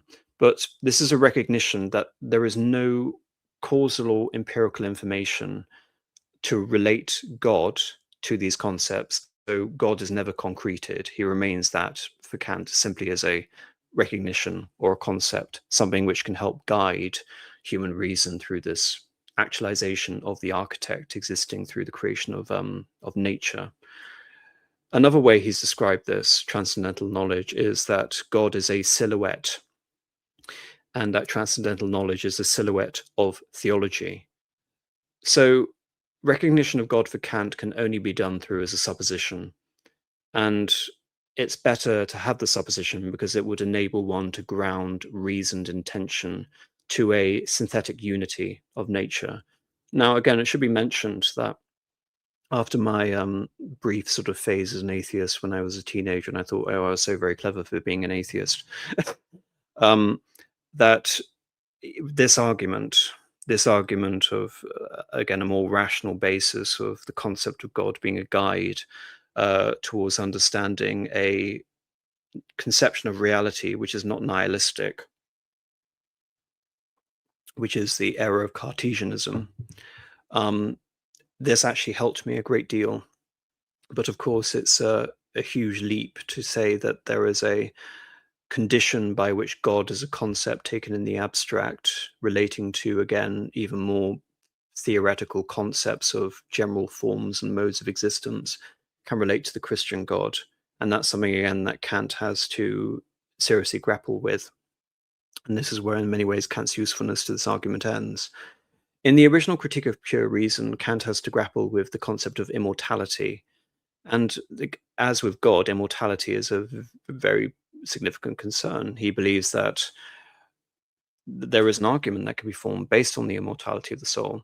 And it rests upon the inference that because our abilities, in particular our morality, exceed capacity to realize results of our moral deeds, a moral vocation, in other words, within the lifespan according to nature, there has to, by necessity, be a future life to see the results of our labors. And Kant calls this, again, using sort of Augustinian terminology, his kingdom of grace. This is the domain of the highest good in proportion to the persons of moral worth. So basically, he believes that the kingdom of grace is necessarily contingent on there being morally good persons who have essentially almost willed it into existence. I would almost look at this, because he later abandons this, it should be mentioned. This is almost Kant's own version of the ontological argument. He looks at, if we're going to look at God as the supreme good or the highest good, as Kant will refer to it, then the capacity for goodness within human beings and our limited ability to see, you can say, positive results brought about in our life means that the highest potential good can only be brought about in a future life, which is, again, a form of reductio ad absurdum. But again, as he will refute the ontological argument, so his own bizarre version of the ontological argument here would also fail. Like I said, he has to remain true to his method and find ever more convoluted understandings of trying to imbibe his prophecy in spite of the method. And this comes forward back into the Religion of 1793. This is where his theology assumes its final form. And indeed, it's interesting because this is now under the scrutiny of the Prussian censors. 4 years after the French Revolution, this is the same year as the execution of King Louis XVI. And so arguments are made by various philosophers between Kant essentially having to moderate whatever work he was attempting to achieve in order to delight the Prussian censors of King Frederick Wilhelm. There is the belief essentially that Kant was offering a form of apologetics, a form of failed Christian apologetics, a form of Christian heresy, or to be sort of more, again, politically correct about it, heterodoxy, or indeed there was the goal of creating a new religion, which was all the rage in France at that time. I forget the name of one of the particular religions, but Theosophany, again, don't get at me for this, but really until the Concordat of 1801 by Napoleon, the Catholic Church, and the suppression of all of these churches accounting to some form or manner of reason. These were all in vogue in France between 1793 and 1801. So again, the logical supposition from the Prussian censors is that Kant was trying to create one of these own religions that would undermine the very basis of the authority of the monarchy. So therefore, interpretations could essentially lie what was the original intention as opposed to what was the result under the eyes of the censors. There had been arguments that he had adopted a form of Augustinian metaphysics, which I've gone to in great lengths when talking about Dawson, which shouldn't really surprise you if you're thinking about the city of man and the city of God, because his conception of duty and the pursuit essentially of the highest moral order and almost willing a kingdom of grace into existence is very, again, displaced Augustinian in a way. But there is, again, as an interpretation that he owes a lot to Duns Scotus. However, he has to deny the necessity of incarnation, the necessity of the Christ. As far as he can go for supporting the argument of the Christ is that Christ, as a historical exemplar of a potential highest good, is there to orient moral reason. But as for the whole idea of Christ's sacrifice, Christ's resurrection, Kant refers to this as vicarious atonement, i.e. atonement through someone else. Again, in a very sort of, if you take the sort of implications and the almost hostility associated with vicarious atonement, you can look at that as the sort of the greatest implication of, moral Christian apostasy in that statement. But the reason he would say something like vicarious atonement is that Christ could not create the conditions for the atonement of the entire human race. Rather, we must individually be compelled to a form of individual atonement through our capacity to reason. And again, you can perhaps look at this and look at sola fide and by faith alone and all this sort of thing, and say that these are very sort of displaced elements of Protestant theology coming into Kant's sort of exceptional individualism, which informs his morality.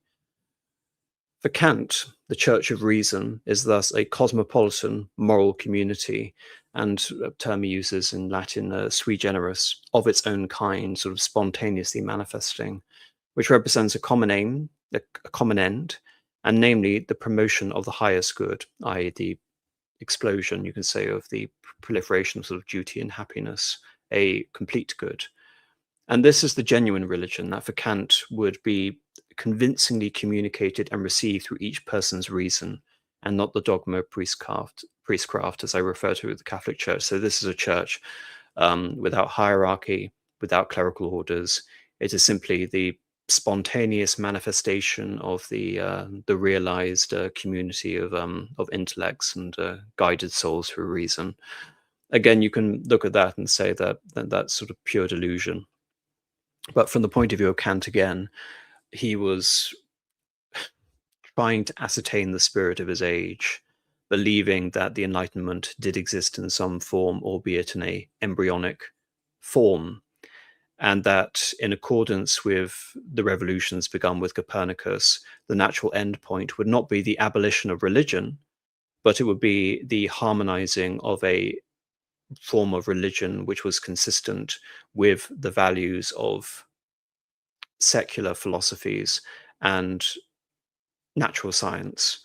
So you can almost say that there is again another sort of reality which he's getting at here, which is that atheism never goes away, even in the world of quote unquote where science is God, and even in that world, God has to be something separate from science as an end in and of itself.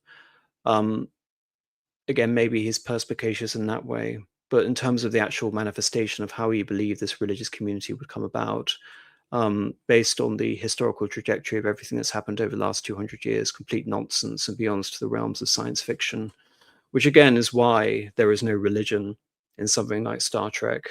There is only, you can say, the individual conception of upholding certain principles, and that in itself represents its own form of religion. And it's individuated. Like I said, Picard isn't really beholden to the Federation or the authority. He's beholden again to the principles which are exhibited by the mantras of the Starfleet officer. Hence why I say again, Star Trek is at its core a Kantian conception, which can also probably explain why it's so ludicrous in many ways. And here I want to sort of end the moral points by talking about the metaphysics of morals itself, the grounding for the metaphysics of morals rather, and the critique of practical reason, because it comes to all of the categories by which Kant again is trying to rescue a theory of morality, compared to the method where again we can only intuit a reality which has come to us through a representation and phenomenon. And this in particular is a segment from the Groundwork for the Metaphysics of Morals. I have several quotations here.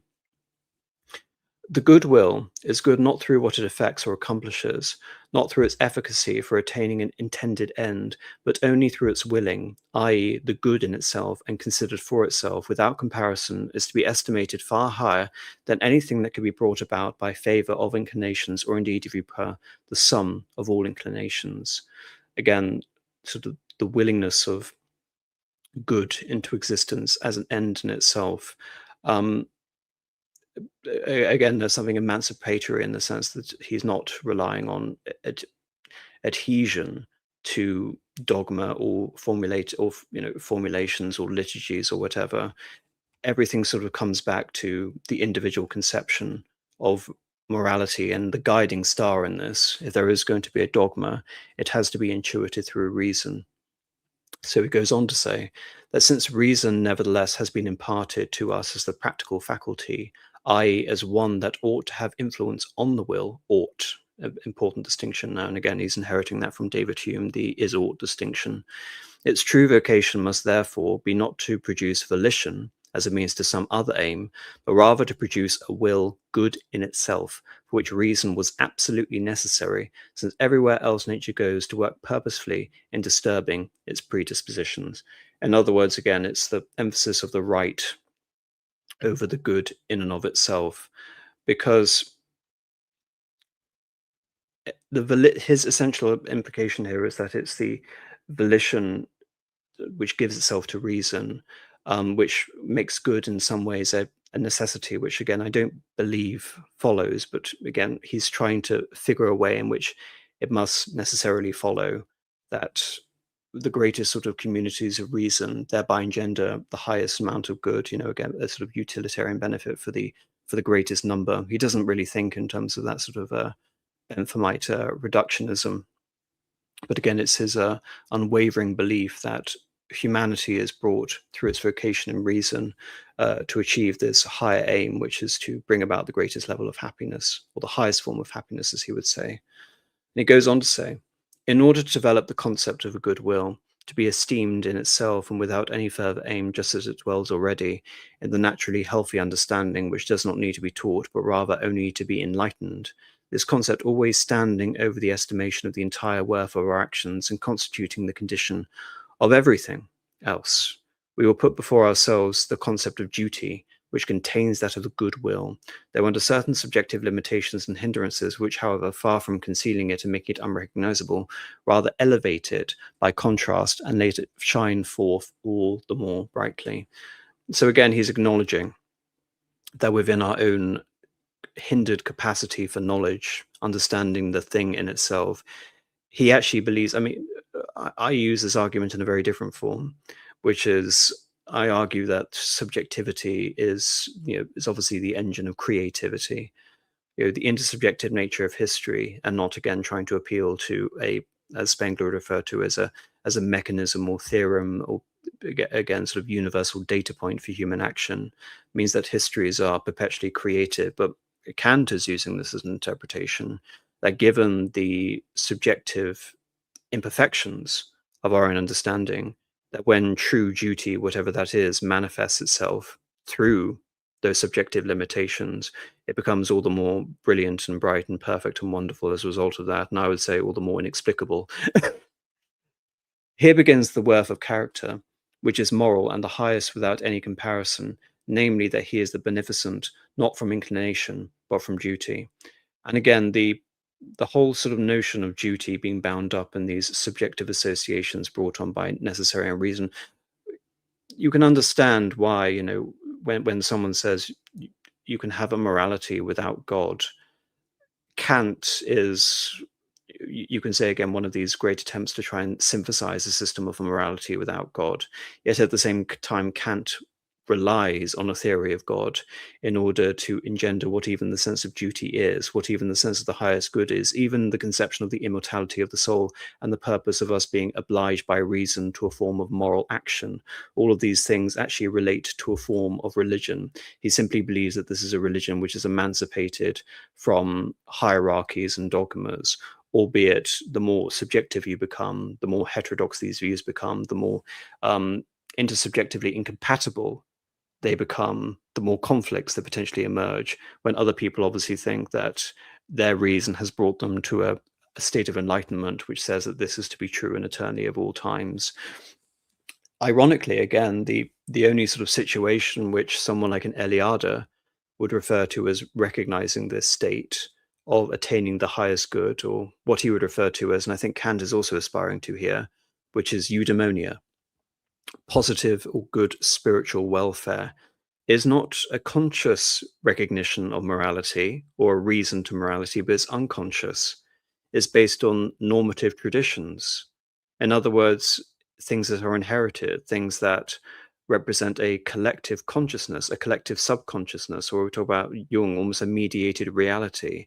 In other words, the minute you try and cognitize and rationalize and individualize everything, you end up with, the rule society of people with 130 IQ. And, first of all, you would think that's necessary in order to understand that, because implicit in Kant's assumption is the erroneous idea that there is simultaneously a great demand on our cognitive abilities in order to be able to comprehend these concepts, but simultaneously there is a cognitive equality, which is basically inheriting from Hume without, I would say, seriously interrogating it from this point of view, which allows him to come to this idea of there is, again, an equality from which people can arrive at this ethical community.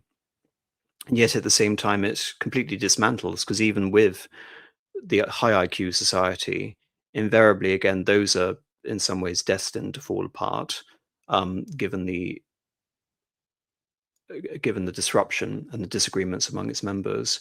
And so within society writ large, inevitably you will have people casting themselves in the role of being de facto priests over others. So the more you think about it, the more bizarre and fanciful it becomes.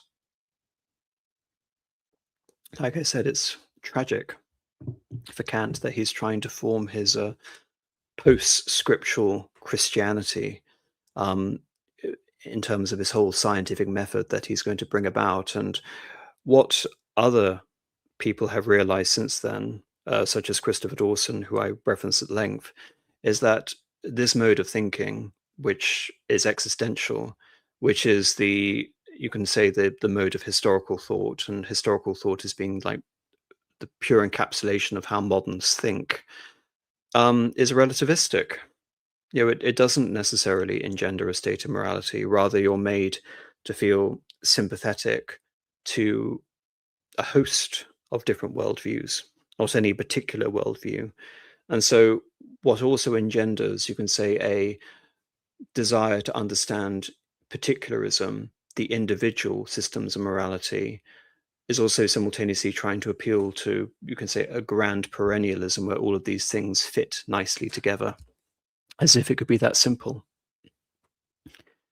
And this is where it comes to his most important contribution to the field of the philosophy of morality, which is the categorical imperative, to act only according to the maxim whereby you can at the same time will that it should become a universal law.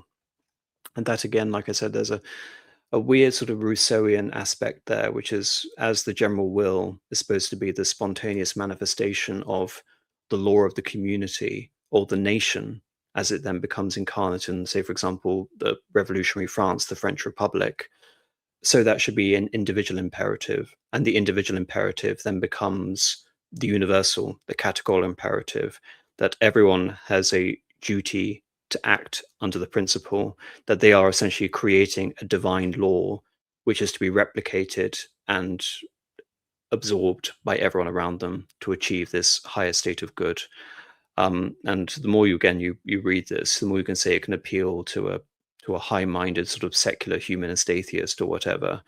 But again, the more you rely on this extreme form of individualism, which it is an extreme form of individualism, it appeals to a mode of thought which is fundamentally morally relativistic. I believe there's an absolute contradiction here, but it's fascinating. But again, to give Kant his due, go on to the categorical imperative. The rational being counts himself as intelligent in the world of understanding, and merely as an efficient cause belonging to this world, as it called causality, a will. From the other side, however, it is conscious of itself also as a piece of the world sense, in which its actions, as mere appearances of that causality, are encountered, but whose possibility from the latter with which we have no acquaintance is something into which we can have no insight, but rather in place of that, we have to have insight into those actions as determined through other appearances, namely desires and inclinations as belonging to the world of sense. As a mere member of the world of understanding, all my actions will be perfectly in accord with the principle of autonomy of pure will, as a mere piece of the sensible world. They would have to be taken as entirely in accord with the natural laws of desires and inclinations, hence the heteronomy of nature. But because the world of understanding contains the ground of the world sense, hence also its laws, hence it immediately legislates in regard to my will, and hence must also be thought of wholly as such. Therefore, as intelligence, I will cognise myself, though on the other side as a thing belong to the world sense, as nevertheless subject to the laws of the first, to reason, which the idea of freedom contains the law of the understanding of the world, and thus autonomy to the will. Consequently, I must regard the laws of the world as understanding for myself, as imperatives and actions that accord with the principles as duties. Kant is essentially taking the ideas with which we create theorems and laws for the natural world, which is based on something that can be actualized for Kant, which is causality, i.e., we acknowledge the permanence of the state of time, which become very complicated if you interrogate that concept seriously, but nevertheless for Kant, let's just assume that's true. And then you see an event, a phenomena recurring under a set of controlled situations, and then you have a law that you can derive from the natural sciences, the laws of physics, whatever. Of course, that becomes more complicated when you get into the theoretical realms of science, like theoretical physics, but for the sake of the conversation, understanding things like the laws of gravity, the laws of mechanics, understanding the concept of energy, that energy is never created, is simply transformed. Take that and then try and say that as we create laws based on our understanding of causal recognition of reality, which is part of Kantian epistemology, then say that applies to morality, that we create the laws of morality, but also understanding that this law of morality must relate back to a sense of the whole, a sense of nature. In other words, his morality is at once hyper-subjective, yet he's also trying to appeal to it relating to a thing which is objective, the thing in itself. And like I said, I think the more you think about it, the more it sort of completely falls apart from that very premise that he seems to be extrapolating a far more coherent set of principles for understanding natural phenomena. And as Spengler has in his admonition against him, he's trying to systematize and concrete a cosmopolitan series of laws for which all of humankind can effectively attune itself. It does feel like a form of moral attunement that all of our sort of subjective reason will necessarily come to a similar conclusion, and that our manifestations, those acts, will simply represent themselves as new laws. It's completely revolutionary and completely bizarre. And I think the more you understand the implications of that, that it is the human being that is the sole creator of the laws, that the human being almost has an imperative to ensure that that law is made a universal law, that there are no norms, that there are no archetypes, there are no hierarchies. Kant is once trying to appeal, you can say, to a conception of trying to save Christianity in the world post scriptura or pure reason. Yet he's also creating the conditions of the hyper subjectivity of, I would say, the complete state of modern morality. And I do mean modern morality in its most concrete modern form, where everything becomes focused on the subjective, and not for, again, the reason of attaining the highest happiness of mankind, but satisfying the delusions of whatever person is essentially trying to manifest their own versions of reality. I know I'm being quite cryptic here, but I hope you can intuit really what I mean in terms of the radical implications that a moral law is created essentially by the rational human being and not dependent on something that is beyond the capacity of the rational human being. So he tries to bring in God again as this idea that guides human reason towards an end. Yet at the same time, if humanity necessarily creates laws, but God is only an instructive element in there, if you abolish God, you only have humanity creating those laws, and thereby everything becomes completely sort of manic, anarchic. And like I said, returning to this world of hyper-idealism. I'm sure people in the comments section, again, any Kantians are out there, come out and sort of critique me. But from my reading of Kant, that's always the conclusion that I've come away with. he's trying and appealing to something without the structures of dogma and religion and hierarchy and order. Like I said, completely anti-reactionary mode of thinking is progressive mode of thinking.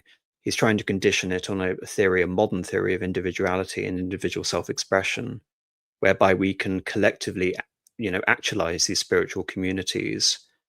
And yet the result essentially is the realm of hyper-relativity. The wonderful thing I think about my history and my historical thought is that I don't ever make moral claims or relative moral claims. These simply are how people essentially wanted to be represented. And I try and not to imbibe any of my sort of moral thoughts or presentisms on historical subjects unless it really is pertinent to a discussion.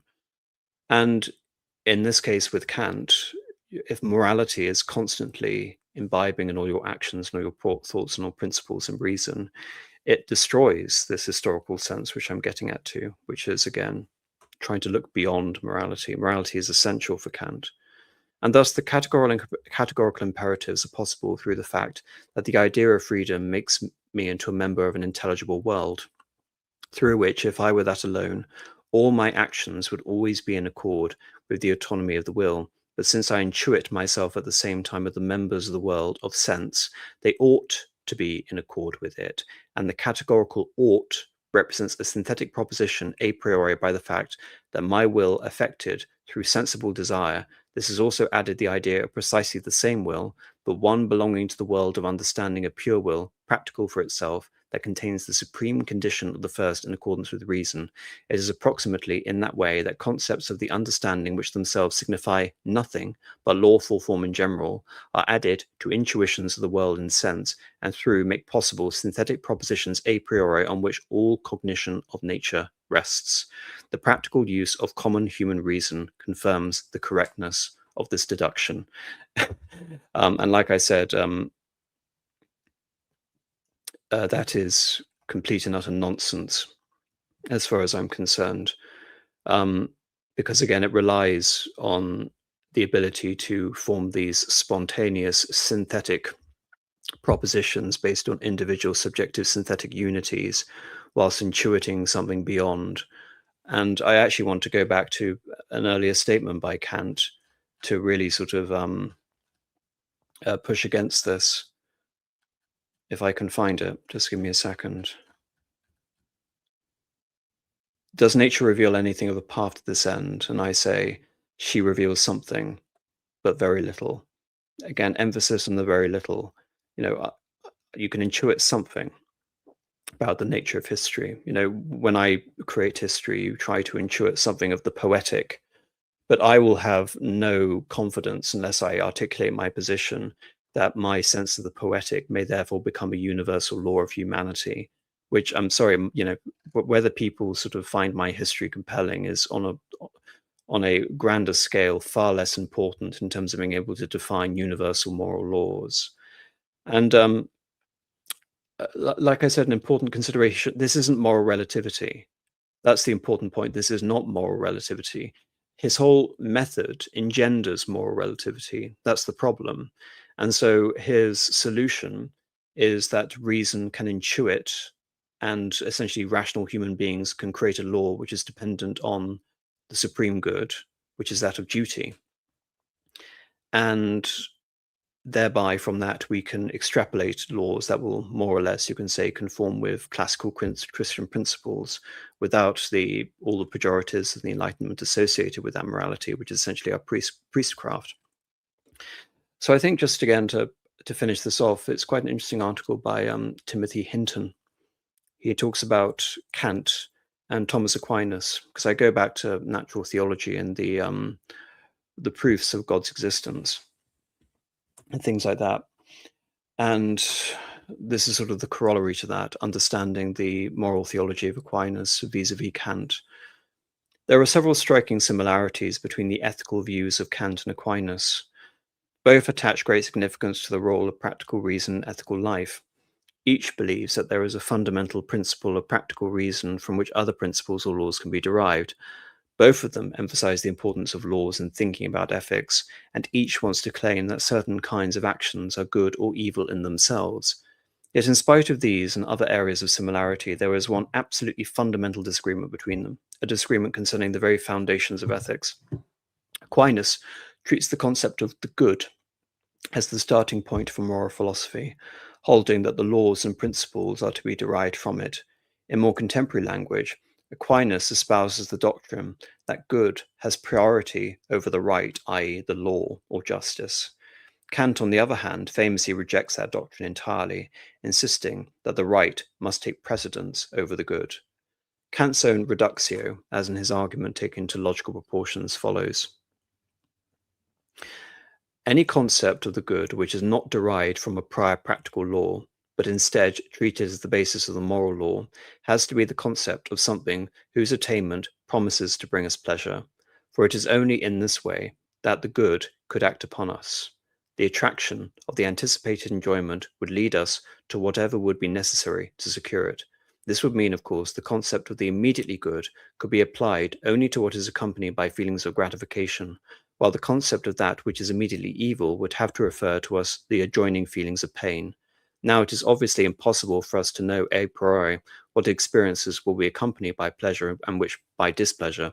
Consequently, it will be up to experience alone to determine what is immediately good and evil, and there will be no room for a priori knowledge in ethics. So, the right for Kant, going back, and this is to, because again, like I said, the method of Kant leads to relativism, and Kant is trying to find a very convoluted and I believe failed means to prevent us from falling into that system of relativism. And so rather than focusing on the idea of the good in the abstract, I believe this actually damns Kant even further, it should be emphasized, because the more that our understandings of good and evil are for Kant based on the old sort of Humean structure of sense impressions, based on our own subjective understandings, then we will each come to our own subjective criterias for good and evil, which further relativizes the concept, which is why for Kant, the right, the justice, the motivation to act, moral duty, morality in itself becomes the supreme good, because we are obliged to observe good and evil and its effects on others and to maximize the good for the community. And again, that's the whole ethic of Kant, is bringing together a new religious community based on this shared appreciation, which reason brings us back to accord and harmonize with a state of nature. But again, the more you think about it, the emphasis on right, the emphasis on the just law, which again, humanity acts in order that everything he does may form a absolute principle or a moral law, becomes necessary once you have a ever increasingly sort of subjective theory of good and evil. And the only way you can say you can rescue humanity from this is by applying a Augustinian model of the dispensation of grace. And in many ways, he's trying to find a way to will people through rational means. You know, reason for him is almost this dispensation of grace. And again, this is why you can say that Kant is a form of religious displacement. Grace for Kant is bound up in the concept of reason. And through reason, we can enter into a form of state of grace, which in turn engenders a sense where we may be able to ascertain the immortality of the soul. And that for all good that we do on the earth, ontologically, that actually necessitates that we will enter into a future life where we will receive the greatest level of happiness. Like I said, the more sort of philosophically you get into it, he abandons so many of these concepts, by the way. There is a logic behind it, a very convoluted logic behind it, but it all comes from the same basic axiom, which is he's abolishing religion and he's attempting to create a new religion, which is bound on the individual subjective interpretation. And his theory essentially is that it can be resolved through mediated intuition. And like I said, that's almost completely preposterous when you relate back to the archetype in history, where the understanding of morality of a community is focused on rigid hierarchy, rigid structure, and a collective unconscious. It's the unconscious, not the consciousness, that wills itself into a moral state of being. I believe Kant has it the complete inverse of what it should be. So what does Aquinas say in response to this? Well, Aquinas' ethical theory is unashamedly teleological in its aspiration. It involves an unequivocal affirmation of the priority of the good over the right, over the necessity. As he puts it, Aquinas, in his commentary on Aristotle's Nicomachean Ethics, the task of moral philosophy is to examine human works insofar as they are ordered to one another and to an end. For Aquinas, of course, the ultimate end for human beings is beatitude, an end that, on his view, all human beings of necessity have to will for themselves. For Aquinas, at the most general level, to say that something is good is to say that it is desirable in some way or another. What makes a thing desirable is the degree to which it is perfect or complete, and a thing is perfect or complete to the extent that it is fully actual, lacking in nothing at all. This means that only something that is utterly perfect can be said to be thoroughly good, or good, simply speaking. Anything which is less than utterly perfect can be good in one or another respect. So what Aquinas is trying to do, by contrast, is appeal to an absolute objective state of good, which aspires to something which is, you could say, perfection, the lack essentially of any corrupting influences. And so as Kant relies on a theory of subjective sense impressions depending on ideas of pleasure and pain, because Aquinas, again, in traditional Greek philosophy, which he's trying to sort of recontextualize, again, I'm summarizing a lot here. And this isn't really a stream about moral philosophy, really it's a way of how to sort of interpret Kant, is that Kant is looking for the same things, I believe, as Aquinas. He's looking for eudaimonia in the Greek sense. And I believe that, bizarrely, his displacement of divine grace is also to arrive at a point of beatitude. Beatitude is basically escorting us through the divine realms. In the Divine Comedy, it is that. It is following Beatrice up to the summit of God's existence. For Kant, it seems to be the same thing, but through radically different means, where I think it just inverts this morality on its head. So now we've gone over Kant, his interpretation of the Enlightenment, his interpretation of progressivism, which is inherent in history, his interpretation of God's existence, and his interpretation of morality. And I think, again, what I hope I've been able to sort of elucidate here is that all of Kant's ostensible aims are noble, but the implications of his moral philosophy, of, again, the prophesized community that he wants to achieve, are essentially founded on erroneous principles upon which, again, he is fully aware. That's the tragedy of it. He is fully aware that many of the things he has created, even, again, the whole emphasis of the categorical imperative, he's trying to create necessary conditions by which we are obliged to do something by moral law. Again, that to me, again, seems like a very convoluted way of trying to escape the field of extreme relativism, moral subjectivity, with which the critique of pure reason basically engenders itself. And which is why, to me, the critique, as understanding history through a mode of modern thinking, existential thinking, historical thinking, is just a form of knowledge. It's why I have to separate the historical sense from the Christian sense, even though I believe they overlap, and increasingly I'm sort of reaching a harmony and compatibility between them. But for Kant, there can be no such thing as the incarnation, because the incarnation, again, he's not going to go so far as to say, as with everything else, it's just a superstition, but it's not something that can be empirically validated. It's something that requires faith. Kant wants to place faith in a position where he can place faith instead on things like human intuition. But as we can see, placing faith in humanity, abstract humanity, it's almost something he's inheriting from other sources. He's inheriting this from Hume. He's inheriting this from Rousseau, sort of taking the fallen condition of man and the state of original sin, and again trying to aspire this to a process of the ever sort of perfectible condition of humanity without the need of the sacraments and structural religion.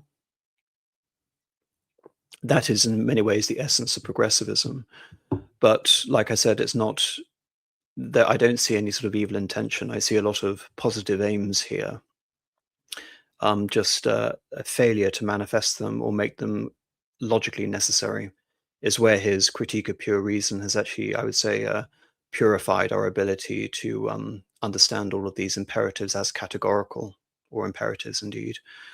So we have to go on to the interpretations, the neo-Kantians, and how his ideas have influenced so many quote-unquote conservatives or indeed reactionaries. And the first one is none other than someone I've already mentioned, which is Goethe, in Kant and his Philosophy of History by Robert Anker. History was not one of Goethe's favorite subjects, nor was it one of Kant's. It's funny, you come away with that interpretation, then I go on and talk about Goethe and Faust. Seems only appropriate if you have that interpretation. History was not one of Goethe's favorite subjects, nor was it one of Kant's. In Kant's literary remains, we find this note: I shall not make my head into a parchment and scribble old, half-effaced information from archives on it. And elsewhere, he describes history as his idiotic course of things human, and asserts that even without morality, even culture is but glittering misery and bustling folly. And like I said, ironically, he has perfectly summarized what the critique of pure reason as a thought engenders. That's the perfect summary. Morality is his intellectual construct, which is imposing um, into the sort of the makeup of the world rather anachronistically, rather than simply describing that that is the condition of his knowledge, where it's sort of reductio ad absurdum, where it logically leads, at least in my view. But it's also the understanding that he saw no value in history as it was then understood, which is more of an antiquarian pastime, which is the compiling of narratives, most notably about national and political history. So David Hume, for example, wrote a series of histories. But in fairness to David Hume had a greater understanding of the capacity for historical understanding and knowledge self-consciously than Kant did, even though I believe Kant's method has completely and utterly superseded Hume for a theory of historical knowledge, as ironic as that sounds. Hume was aware of his approach and the application of empiricism to history, but Kant, despite having the superior method, was completely unaware, it seems, of the effects that he would have towards his method, because when he writes his universal histories, as I've been at pains to make, he uses adjoiners which are antithetical to his method. If he were to be true to the spirit of his method, I think Kant could have, written, I would say, simultaneously fantastic but also terrible histories. And I say terrible histories because Kant's, someone was in the chat earlier admonishing me for my use of logician as a word, even though I believe it's very apt. And the reason I say logician is because Kant was trying to establish logical constructs as vestibules to understanding our relation to a theory of pure reason, vestibule as an interconnected sort of hallways. And therefore, his language is constructed about its utility for a logical version of humanity based on fundamental axioms and theories and proofs and postulates that we can draw from that. History, however, all the categories are contingent and they have to be understandable to the people in your histories. The more granular and the more graded your ontologies can become. So, for example, I don't like the word Renaissance because it is a French edition by Jean Michelet.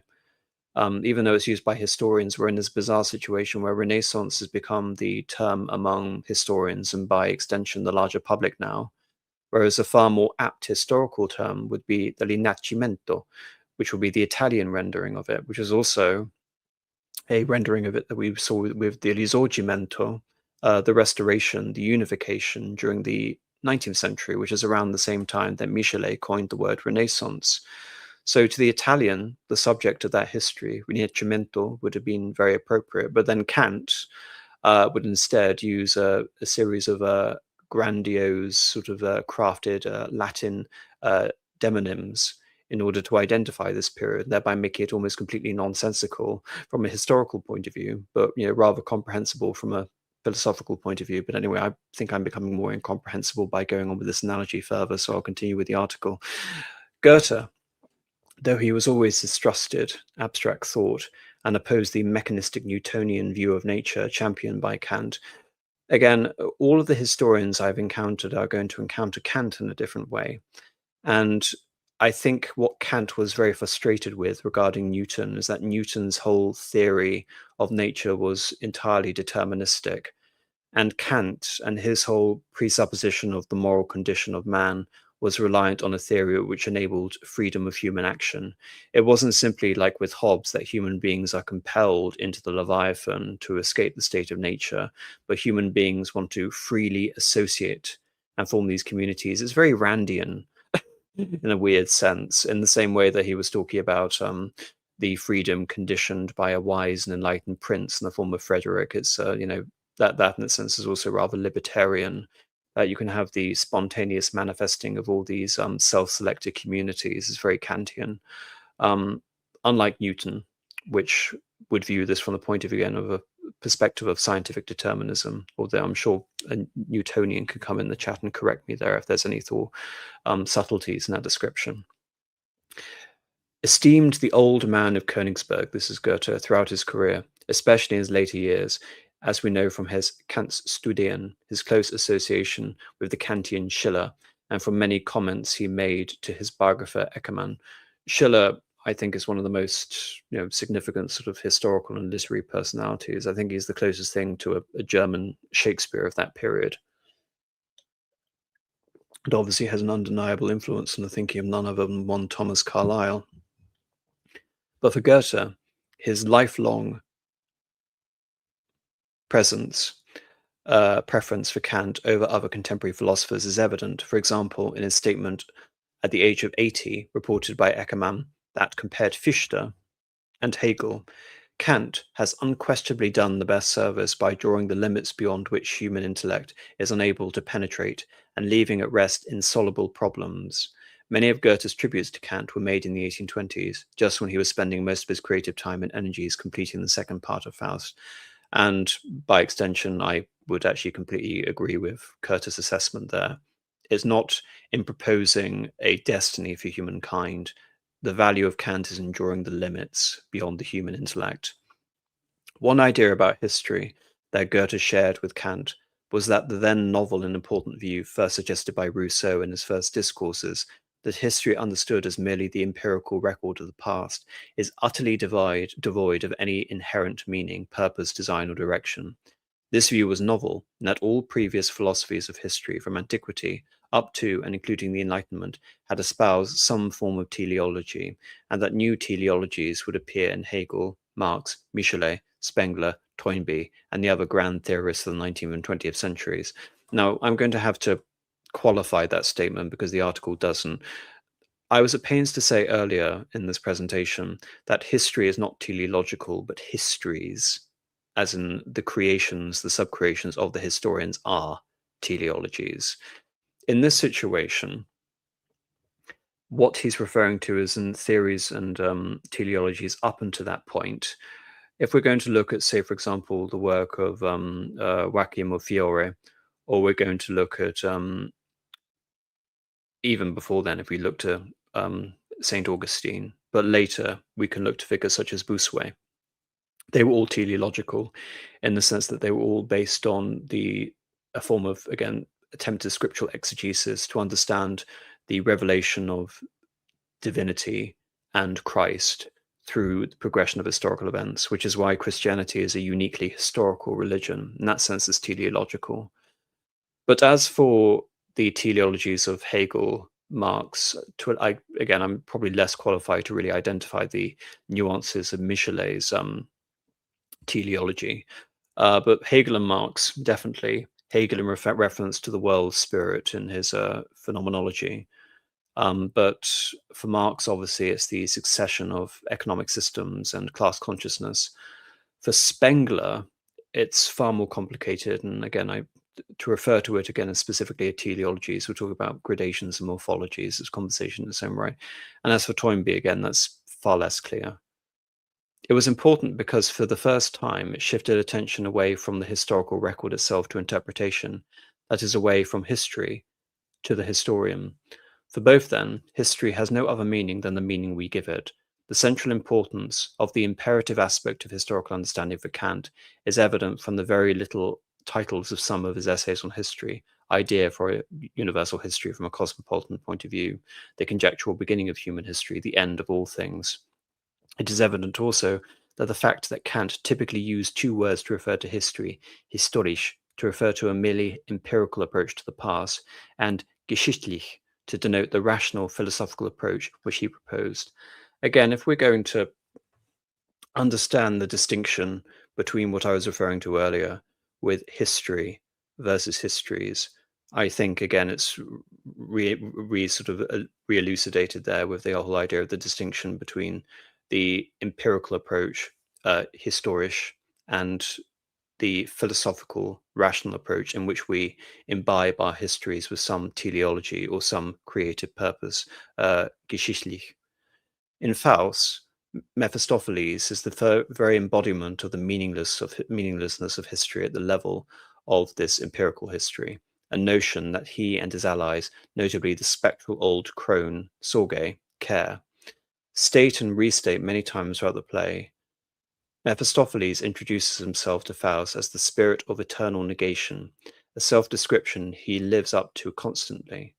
But if Mephistopheles were merely a lifeless allegorical figure standing up for evil, he would not be, arguably, the most interesting and credible character in the play. He is rather Faust's alter ego, representing human nature in its fallen state. But he is also, at the same time, as Madame de Stael for once judged him in her widely read De Allemagne, the most civilized figure in Faust, by which she meant learned, worldly, witty, clever, and charming, all traits of the civilized person in the 18th century. Madame de Stael, for reference, was, I believe she was the daughter of Jacques Necker. Maybe wrong, maybe misremembering, but she had an important literary and cultural circle and many relationships with very important people. One of them was Benjamin Constant, one of these sort of constitutional contributors to the Napoleonic consulate, who then goes on to become a major critic of Napoleon and a post-French revolutionary philosopher and theorist. More recently, Harold Weinrich has written in support of Stahl's assessment, citing 5 reasons for regarding Mephistopheles as a civilized devil. He is the most worldly, the most polite, the most skilled in conversation, the most enlightened, and the most moralist figure in the drama. Moralist in the sense of being like La Rochefoucauld and Le Bruyere, a shrewd observer of social mores and psychological motives. But it's precisely these civilized attributes, Weinrich reasons, that make Mephistopheles even more diabolical than he would be without them, because they disguise and adorn his true nature, the spirit of eternal negation. Mephistopheles is a constant reminder to us that civilization is by no means incompatible with nihilism. And again, the tragic thing, again, is that a lot of people are intuiting and sort of reading into this in the chat is then, if there is a great project to which Kant has set himself up, which is to resolve the philosophical conundrums of the 18th century, it's to save us from nihilism, which the rationalist and empiricist models of the time led to nihilism, in my view, whilst also not accepting a return to Christianity in its institutional sense, at least for someone like Kant, even though there can only be an institutional instance of Christianity as far as I'm concerned. But for Kant, that was the issue. So he was trying to rescue his philosophy from nihilism. But like I said, in many ways, it just recontextualized and reformulated a theory of not nihilism, because nihilism, nihil, nothing, means you can't ascertain an objective reality of all.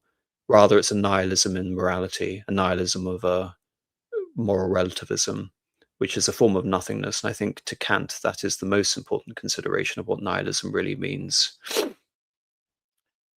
Nor does Faust himself represent any immanent principle of historical progression. There is no cunning of reason at work in his development and his relationship with Mephistopheles, or indeed in the play as a whole. Far from being a fictional Hegelian, a world historical figure akin to Alexander, Caesar, and Napoleon, whose reason uses in its unrelenting advance towards self-realization and then casts aside when they have served its purpose, Faust is more a caricature of this vision. He only enters into his wager with Mephistopheles in the first place because of frustration at his vain attempt to possess knowledge of the absolute and his rejection by the earth spirit. For most of the play, he remains dependent on Mephistopheles and his magic to satisfy his insatiable longings, and even when he finally renounces magic, it is only to complete a land reclamation project he believes will benefit mankind, but which actually turns out to be the site of Mephistopheles' lemurs digging his grave. Along the way, he manages to make a mess of his own life and lives and the lives of others, contributing by his part in the death of Gretchen and her family, and later in the murder of the kindly old Philemon and Bacchus.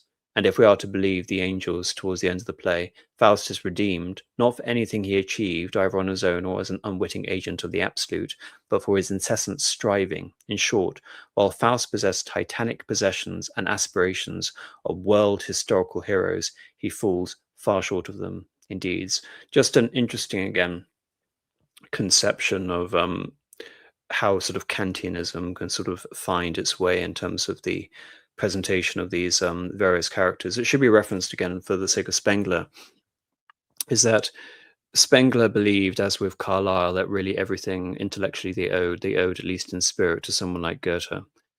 And if Goethe is again going to hold as Kant being the most significant philosopher, abounding in an age of great philosophers, when we talk about Herder, Fichte, and Hegel, and then we see again the subtle permutations of these Kantian archetypes manifested in characters such as Faust and Mephistopheles. It only continues, coming to Carlyle himself. And this article is An Instinctive Kantian by David Sorensen.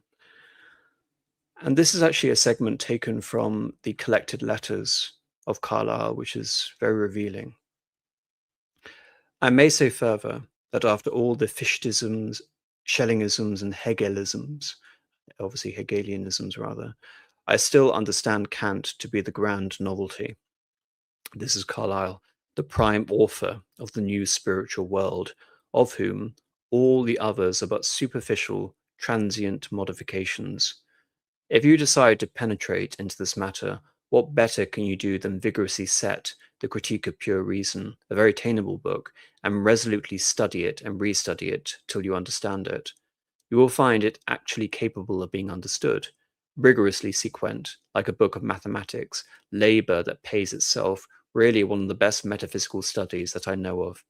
Once master of Kant, you have what I reckon most precious, perhaps alone precious in the most multifarious business of German philosophy, namely deliverance from the fatal incubus of a Scotch or French philosophy with its mechanisms and its atheisms, to be able to wend on your way, leaving both of them behind you. Now, this is fascinating because I completely agree with him. And it should be mentioned that I found Kant long before I found Carlyle. I didn't find Carlyle into my early 20s, whereas I found Kant in my mid-teens. So once you really understand the value of Kant, it seems that all of these disparate figures, whether they be on the left or whether they be on the right or whether they be great sort of novelties like Carlyle from the point of view of his own manifestation of what it even means to be reactionary, come to a similar appreciation of Kant on that basis in terms of the rewards that are reaped from the understanding of the Kantian purification of reason. Indeed, recognizing that there is an escape from atheism here. Like I said, Kant resolves an aspect of nihilism whilst also attempting to overcorrect the measure through his categorical imperatives and his moral philosophy, but also look at the aspect that the instance that Carlyle is using here, Scotch or French philosophy. The two people he's obviously referring to are David Hume, the Scotsman, and Jean-Jacques Rousseau, the Frenchman.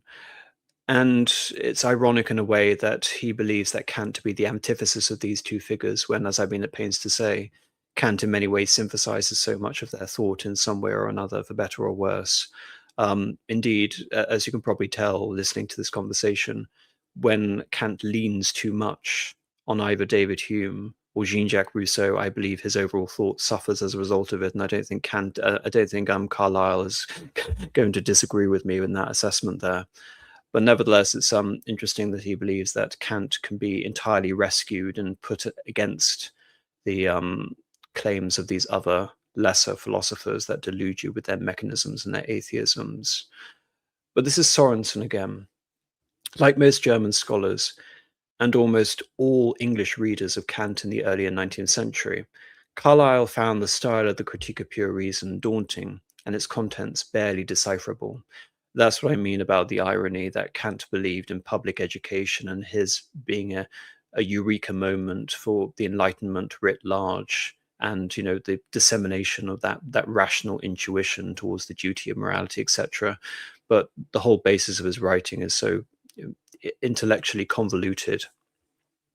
It's at once simple and convoluted, so as to make it really an obscurantist text.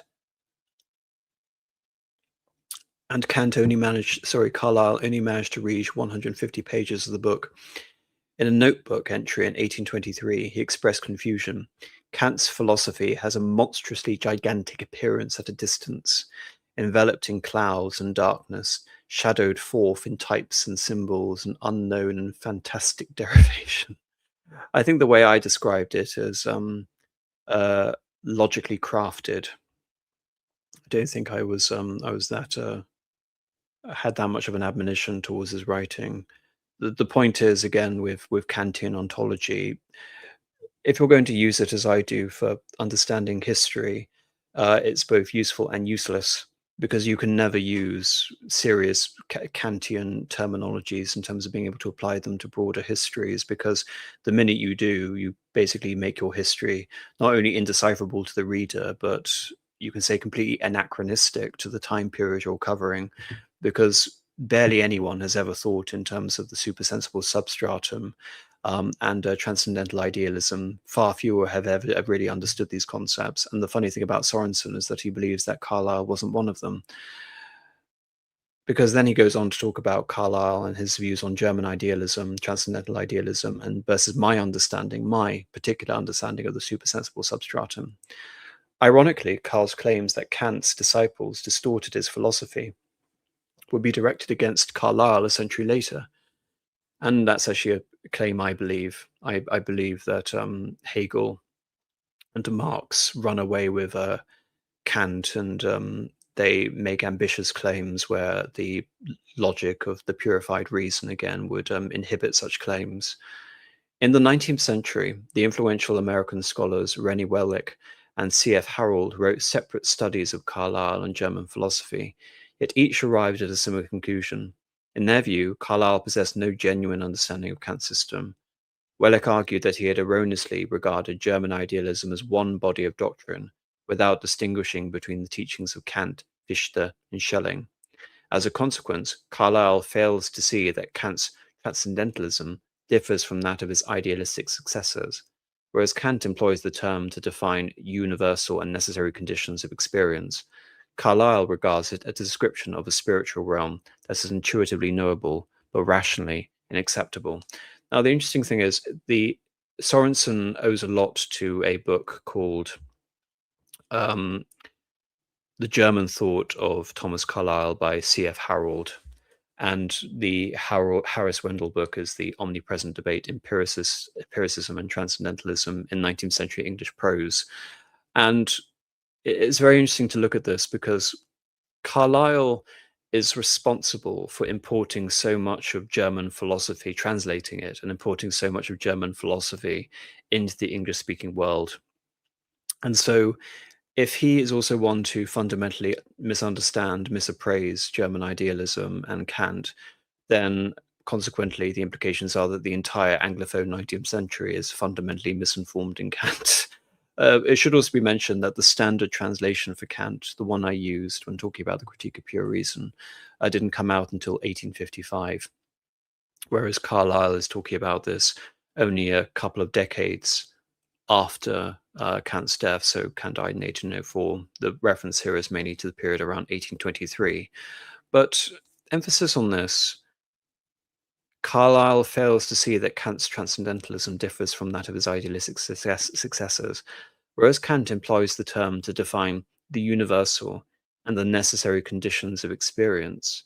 Carlyle regards it as a description of a spiritual realm that is intuitively knowable but rationally inaccessible. Because the thing is, I don't agree with either of those definitions. My definition would be something in between those two. Because the universal and necessary conditions for experience, I don't believe that's transcendental idealism. I believe that's wrong here, as far as I can make that claim based on my own reading. To me, that is the supersensible substratum. And what the supersensible substratum is for Kant is the permanence on time in terms of our ability to perceive it. So long as time remains constant, then we can intuit results based on the idea that our knowledge is received from one constant, which is the constant of our relationship towards time. However, the idea that Carlyle refers to this as the spiritual realm that's intuitively knowable but rationally inaccessible, that is the noumenal world, which is the world of the thing as being represented in and of itself, or rather the thing as existing in and of itself, not represented. Whereas for me, transcendental idealism is the way from which we can attempt to access the noumenal and form broad generalized concepts from which, again, we can infer basic knowledge and create categories about reality. So it stands something in between the two. Carlyle, if again that definition is to be believed, transcendental idealism is knowable because that's the point, but it's just a mode from which we try and access the inaccessible, which is the noumenal, the idea of the world of ideas and the world of items as existing in and of themselves, beyond our sense impressions, beyond empiricism. I know that distinction again leaves a lot to be desired, but it's funny that I believe both of these definitions are somewhat wrong. But then we go on to further elements in this article. True to his earlier Calvinist faith, Carlyle remains convinced that Kant offers a powerful and systematic restatement of the spiritual realities expounded in old theologies. Again, you can read that and say that Kant is religious displacement. Kant isn't trying to abolish or supersede religion. He's simply trying to find a logical mechanism through which to arrive at religious enlightenment, which, as far as I can understand, he fails to achieve. While Kant, the philosopher, sought to limit the knowledge of such categories as space and time in relation to experience, Carlyle, the artist, claimed immediate insight into the ideal nature of all existence. Again, Kant is trying to appeal to this idea of intuiting the state of the world, of the things in themselves. Kant maintained that the physical world could be known through experience as an appearance or phenomena. This is the phenomenal world, but can never be apprehended in pure intellectual terms as a thing in itself or noumena. And again, that's also, I would say, incorrect. Apprehended in pure intellectual terms as the thing in itself or noumena. Those are intellectual. That is the process of intellectualism. Intellectualism is the apprehension of phenomena in pursuit of the thing in itself, which is the noumena, which is again beyond our comprehensions.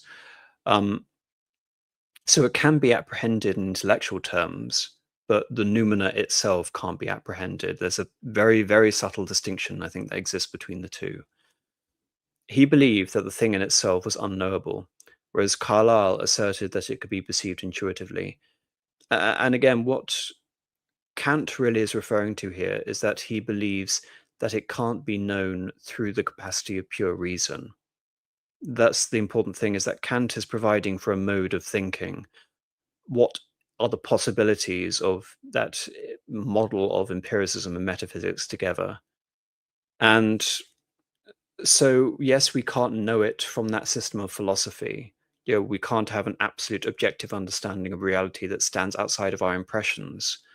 But to say that it is inherently unknowable, I think is untrue. Kant, I believe, is actually relying as much on intuition as Carlyle was. If you read and try and understand Kant's entire moral philosophy, it relies on knowing the unknowable, of intuiting a world sense without the ability to be able to rationally declare this is an absolute reality. Anyway, though he never accused Kant of denying the existence of matter, Carlyle tended to regard him as a philosopher of spirit and emphasized this aspect of his method.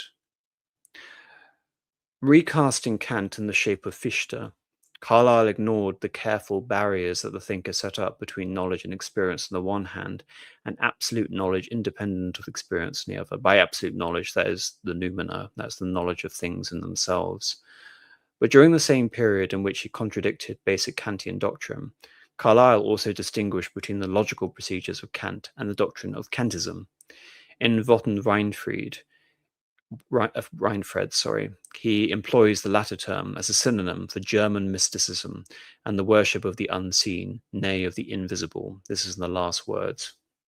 In Carlyle's estimate, Kantism disposes of the idea of an unfathomable thing in itself and celebrates the power of a divinely inspired mind to penetrate the illusion of materiality and embrace the living oneness that is life and spirit.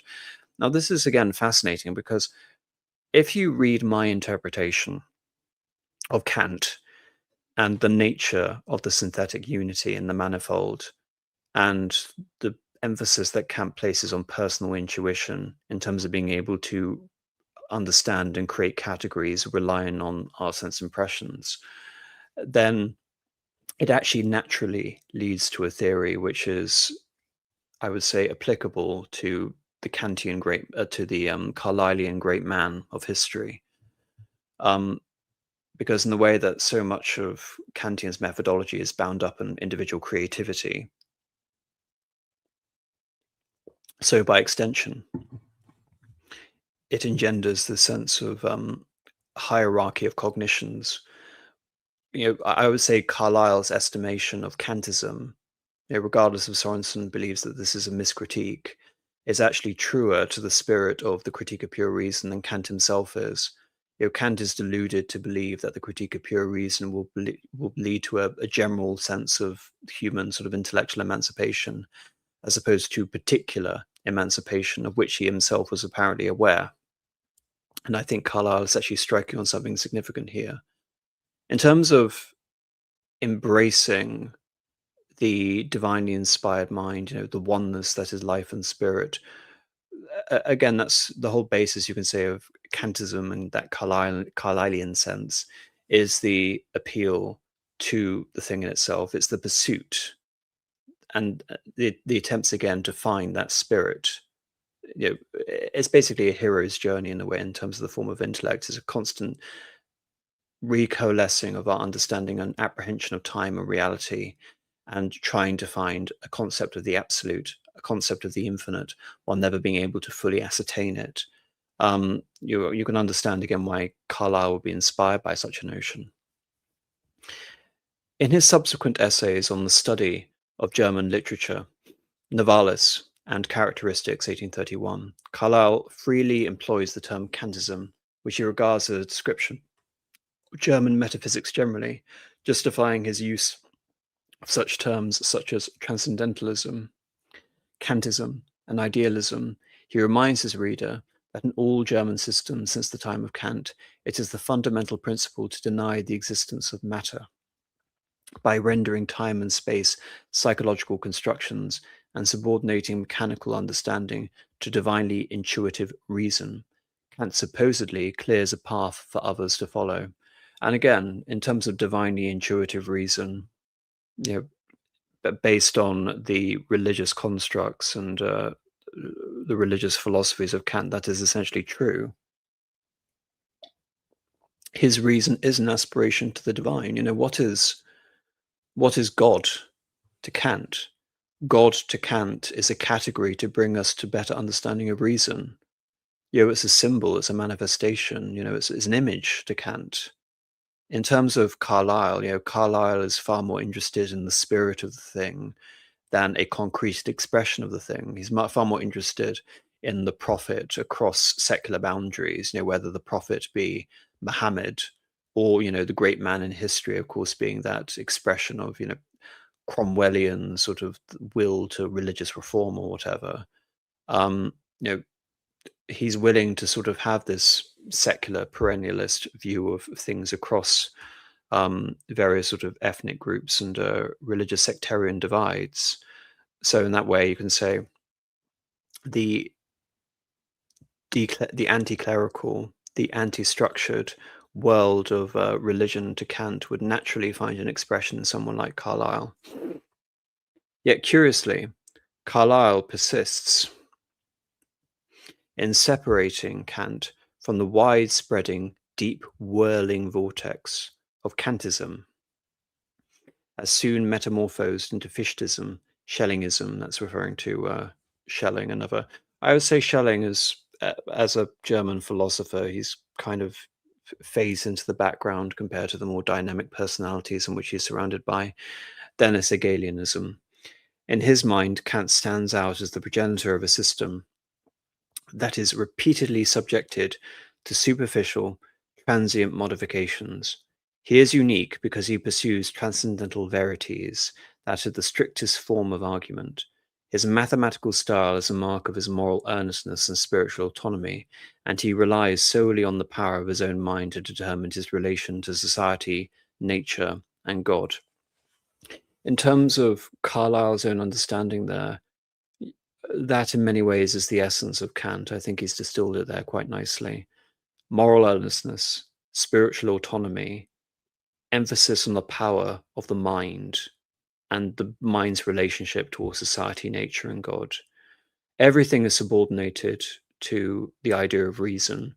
For Kant, Kant tries to abstract the notion of reason. So again, it's a concept that frees him in many ways, but it's not something that solely belongs to him. It belongs to a wider world. He's able to receive concepts, and it's a part, you can say, of the seductive elements about Kant is that the mind and the world are not separated. They are constantly in a state of interplay, of feedback.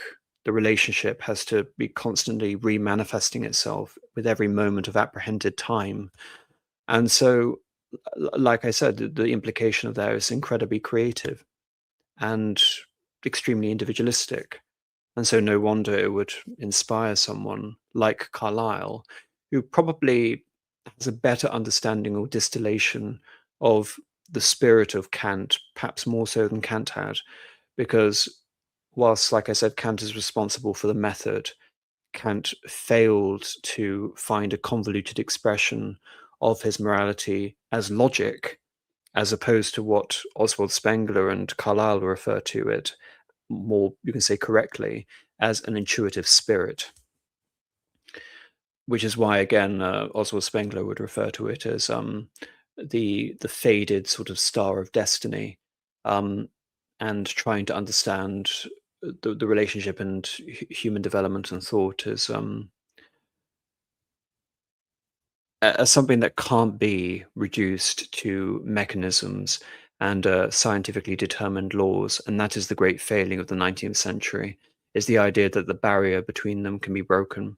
But in this way, despite Kant being this herald for, you can say, the purification of scientific thought and the elimination of natural theology and metaphysics to a great extent for a lot of people, like I said, Kant is also the logician of this entirely humanistic way of being able to interpret the world and reinterpret it, which I believe is the moment of generalizations and representations actualized at moments in space and time, which is history. As Carlyle declares, Kant's metaphysics are descendental as well as transcendental, and they bear with a direct and highly comprehensive influence on the most vital interests of man. Interestingly, descendental and transcendental. A way I would describe it is that Kant is, fundamentally integral to a system of thought to be understood intuitively. not in terms of being able to regurgitate the categories and learn them by rote. I think that would actually be completely useless, but be able to imbibe the spirit of them. And simultaneously, if you are trying to understand these things and comprehend the categories and really evaluate them, then you're also making history and the vital sort of interest of man as your subject completely irrelevant, because you're basically only appealing to the imagination of one man who happens to be Immanuel Kant. And so you have restricted your inquiry to the history of ideas. Carlyle's favorite passage from Kant was the conclusion of his Critique of Practical Reason. Two things strike me dumb: the infinite starry heaven and the sense of right and wrong in man. The statement contains both poles of Carlyle's reaction to Kant, the divine transcendentalist who annihilates space and time, and the earnest moralist who addresses the most vital interest of men. What he means by annihilate space and time is that he annihilates space and time as independent categories from experience. Rather, for Kant, space and time are fundamental categories as contingents of all understanding. They are contained within the forms of our representations rather than something that stands outside of them. And indeed, having a concept of time that can be at least intuited forms the supersensible substratum. The relative constancy of time enables us to form any valid conclusions about reality. At the core of Kant's doctrine is the conviction that human beings are responsible for their own actions. That has been very clear, and something I've been at pains to emphasize is the radical individualism of Kant.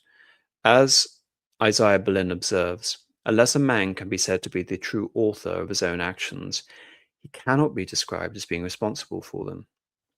Where there is no responsibility, there is for Kant no morality at all. No extreme personal emancipation. For Kant, this is a liberating moment. This is the form of enlightenment, that man becomes his own moral actuator, that man is able to conceive of a whole field of potential moral laws from which he can create and perfect, and ultimately humanity as a result can be enriched by it and in relation to other human beings. When you explain it like that, it sounds beautiful, but it's also preposterous. From this opinion, Kant derives the view that the individual is an end in himself and not means to anything not in himself. By that, essentially, it would mean that there is no higher calling or superhuman aim. And I mean superhuman, not in the sense of superheroes, but superhumanism beyond humanity. And the most superhuman aim there would be to an abstract notion or an idea, which is the perversion of a lot of German idealism, or in terms of the world that Kant found himself, a far more concreted expression, rather than the abstract notion of humanity as Rousseau would understand it, God. To acknowledge this end is to fulfill the highest human aim, that humanity is an end in himself.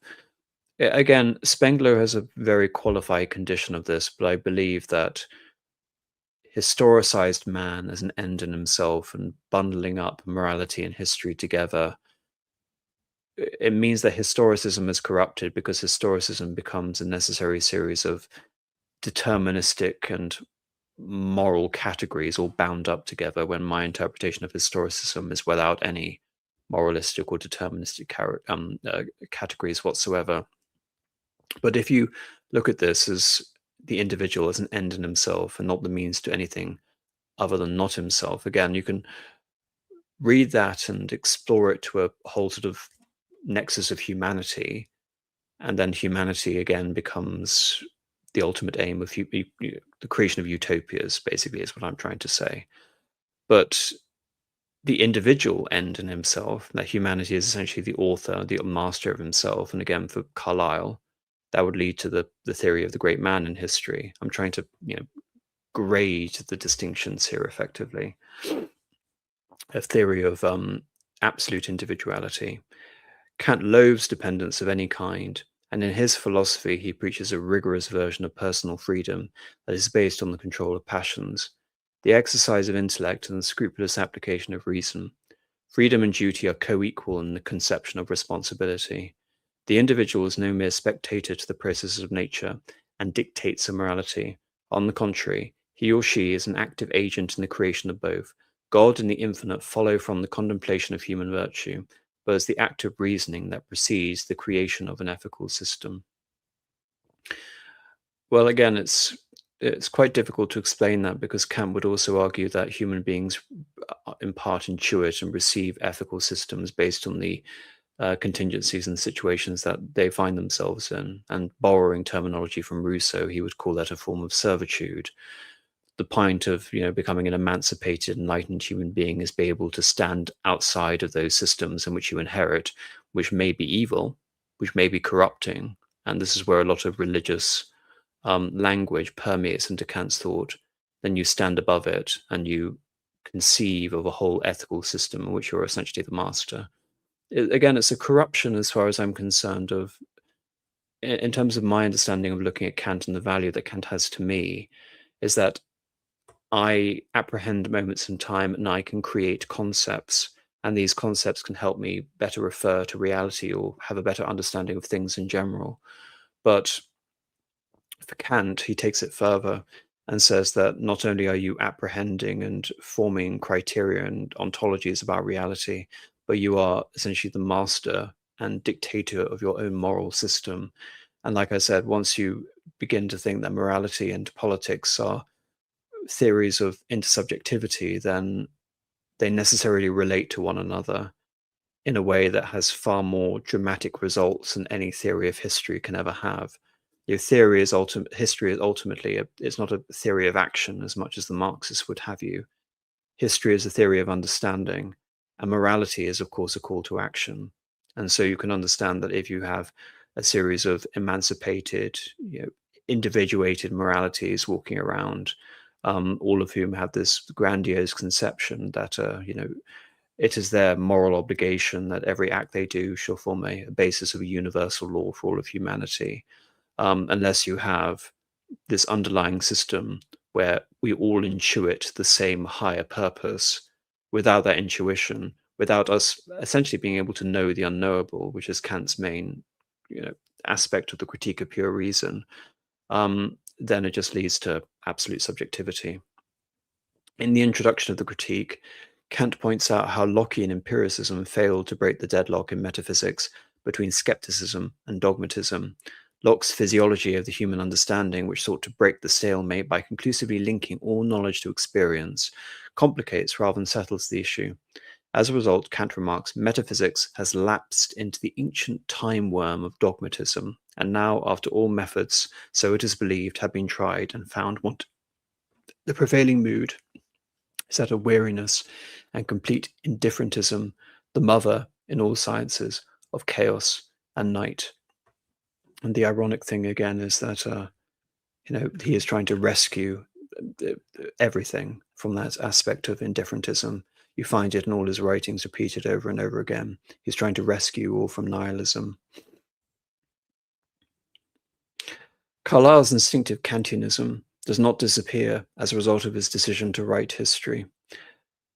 Following Froude, Wellek, and Harold suggests that his failure to understand Kant leads him to overestimate the force of Fichtian divine intuition and natural force. Again, I'm reading the article with interest, but I don't believe he fails to understand Kant. I mean, in fairness to Paul Wolff, when I was going through his lecture series, Wolff was at pains to emphasize that the wonderful thing about Kant, and the thing I'm finding about Kant in this exploration theory, his series, is that these subtle distinctions matter a great deal, and a lot of people can come around with a very subtle, differentiated view on Kant, despite, again, Kant trying to present his work so much as logical prescriptions. There is a lot of nuance in those positions, and so interpretations can be manifold. And so to just say that he misunderstands Kant, especially as Carlyle was one of the intellectual driving forces behind the introduction of German philosophy into the English language, I just think that's incredibly unfair. And I think reading the last page of this article, that should be the sort of underlying assessment that I'm taking away from this, is Carlyle deserves more credit here, especially in terms of what I've been able to ascertain from Carlyle's interpretations of Kant. The consequence, of course, is the doctrine of great man and hero worship. Like I said, it logically follows. But throughout his writings, he frequently stresses the ordinary qualities of the extraordinary individual. His favourite heroes, Shakespeare, Cromwell, Dr. Johnson, and Goethe, inspire common people with a profound desire for autonomy, order, and responsibility. This urge can be exhibited collectively as well as individually. In the French Revolution, the uprising of the French masses against worn-out authority is depicted as both a natural convulsion and a rational choice. The neglected people utter logical pleas that the rulers have ignored for too long. How have you treated us? How have you taught us, fed us, and led us while we toiled for you? The judge asks his overseers. Behold, there is nothing in us, he adds, nothing but what nature gives her wild children of the desert, ferocity and appetite, strength grounded on hunger. Robbed of his distinctive qualities as a human being, the drudge grows dependent on this animal urge to survive. He cannot define his duties as a free human being when nature itself has imposed such terrible burdens on him. Like Kant, Carlyle believes that the French Revolution marks a single turning point in the struggle of man and woman to disprove fatalistic schemes of human development. This conviction prompts him to recreate in the event as a personal one, not simply as a phase in some larger world historical design. Notwithstanding his loud denunciations of thinking about thinking, he concentrates on the thought processes of those who participate. He recalls their tragic struggle as they suddenly awake to the frightening prospect of freedom without duty and restraint. Kant attacks both enthusiasm and skepticism in his critique, because both of these dogmas inhibit volition. And volition, he means almost a completely rational, almost inhuman volition. Again, going back to Star Trek, like we were seeing Vulcans, we now propose to make trial whether it not be possible to find for human reason safe contact between these two rocks, assigning to her determinate limits, and yet keeping open for her the whole field of appropriate activities. Similarly, Carlyle's heroes show ordinary men and women that they are fitted to do what they may locate in their whole field of appropriate activities. Whether prophets, poets, priests, writers, or revolutionaries, they are modelers, patterns, and in a wider sense, creators of whatsoever the general mass of men contrive to do or to attain. Emphasis on creation. I think, yeah, regardless of Sorensen's admonition against Carlyle and his understanding of Kant, I think what he's been able to distill here in terms of Kant and Carlyle's instinctive Kantianism or Kantism is that all of the potential that we see in Kant's method is actually exhibited in someone like Carlyle. What, in terms of that creative expression, that desire to form and create a window on the individual, no matter how high or how low, regardless of what I believe is inherent, the capacity for the tendency rather towards obscurantism in Kant, despite his, again, claims of grandiose public education, is that Carlyle is willing to see the historical agency in every single individual, and again is able to allude to a spirit which can be somewhat intuited, albeit not factually and objectively corroborated historically. The issue here is that while Carlyle in many ways exhibits the many sort of positive aspects of Kantism, he does not have that restriction. Like I said, he represents enthusiasm, overconfidence in many ways in terms of his historical characters. And where I think Carlyle fails is the fact that as a historian, there is a maxim that you should follow, that a poet sins if he does not create, a historian sins if he does. Now, the funny thing is, I think that's both fallacious, but also in a very sort of general understanding, indicative of a broader point, which is less creation, I think, but license. I think Carlyle has too much license when writing his historical characters. Despite the inspiration they can give, say, for example, the two cities of Charles Dickens and many interpretations of the French Revolution going throughout the 19th century. There is a great poetical and creative value to the French Revolution as a series, but in terms of its actual validity as an empirically sourced history, it's lacking. And there's too much eisegesis. There's too much of Carlyle being read into the history, as opposed to the fundamentals in history, which is that both intersubjective, relating to the historian and the historian's perception of the apprehended moment in time where he evaluates the historical subject, but also trying to appeal again to the pursuit of the objective reality. I think Carlyle is doing this in a somewhat confused and literary fashion as opposed to an empirical fashion, which in many ways saves his history from being just a ploddy, mundane regurgitation of events with no purpose behind them. But I think it represents one extreme to the other.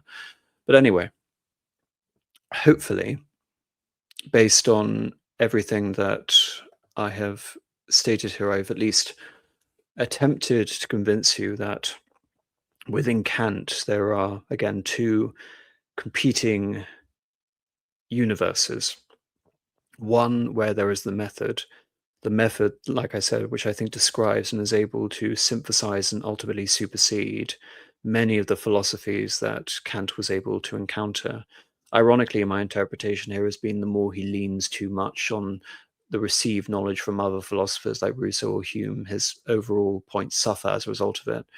But Kant being the moralist, Kant being the aspirational prophet, the failed prophet, it should be mentioned, but the aspirational prophet, has in many ways created, the logic of his genius, which is the critique of pure reason.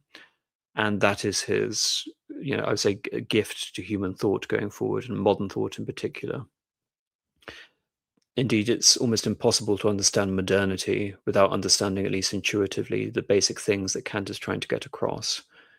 Yet at the same time, Kant overcompensates in his ability to, again, place inside his method something which he believes far more important than his creation of the method, which is trying to rescue human morality from nihilism and from relativism.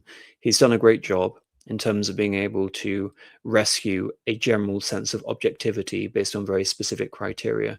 But I believe the absolute tragedy for Kant is that he completely fails to do this for morality. And I think it's left a very bizarre and tragic sort of slew of interpretations and philosophies and anti-religious sentiments that emanate out of it. Even though I would say reading it, I look at Kant as a heterodox Christian, who denies traditional Christology and thereby can't be seen as a Trinitarian in that respect. If you deny the incarnation, you can't be a Trinitarian. So a very heterodox Christian who is trying to understand a post-institutional Christian worldview with an appeal to reason as the guide to God. And God, essentially, we can understand God through reason as a bundle of concepts or an idea which brings us closer to a divine understanding or a religious understanding, as he would believe it. And perhaps, again, that reveals that a God can exist logically within the system he has created, and I believe it can, but it does not necessarily exist. And thereby it is not a fundamentally Christian or religious way of understanding the world. It's a system in which God could exist. In many ways, God ought to exist, but God does not necessarily exist. Anyway, that is the conclusion of my assessment of Kant. Thank you, everyone, for listening. I'll go through some of the super chats we've had today, and thank you very much, chat, for sticking with me.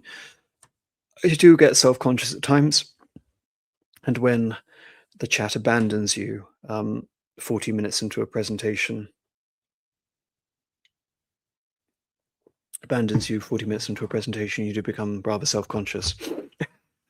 So thank you for sticking with me throughout the entirety of this conversation.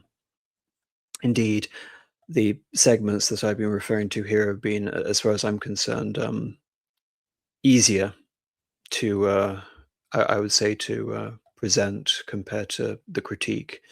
It's ironic, really, that I would say this topic has more interest to people in general, but I believe the evaluation of the critique from a purely sort of intellectual point of view is of far more value than any of the other information that you can discern from Kant. Really, the interest I have in Kant here is in terms of the representation of Kant as indicative of broader themes, and also Kant as representing his influence, a genealogy of intellect through other figures who I'm also very enamored of. But in terms of the value of reading Kant specifically, philosophically, the critique is where to start. There is so much contained in the critique. Anyway, back to the super chats. Unoriginal username for £5, thank you. Good evening, AM. Hope you are well, and thank you as always for your amazing work. God bless, and the chat, thank you. Well, that's also addressed to all of you, chat, so thank you very much on original username. Wrong Tao Wu for $5, thank you. AM, you have convinced me to start reading and rereading German philosophical thinkers with these episodes. Well, that's good. If anything, again, that's all I can really hope for with these episodes. I hope these serve as resources for you. You know, in many cases, I hope not only do you go ahead and form your understanding, but in many cases, I hope that you can supersede my understanding, because I have obviously a very, I'm not going to say flawed, but I would say I have an understanding that I'm sure can be subject to further revision. I mean, even listening back to my my thought of the critique, my thoughts on the critique, it just occurred to me afterwards about placing more emphasis on the relationship between the phenomenal and the noumenal worlds, which I decided to omit from my original presentation. And then I joke about it that, as with Kant, everything is the coalescing of a manifold synthetic unity apprehended for a moment in time. That will be just that. It'll be that apprehended moment for during that stream, me trying to coalesce a series of thoughts, but it'll subsequently have a slightly different expression in every future rematerialization. Wrong Tower Woo again for $5, thank you. Oh no, sorry, I'm just rereading your old chat. Ian Briggs just says nothing but $2, thank you. Ian Briggs again for $5, thank you. Both Kant and Confucius base their ethics on reason rather than the divine.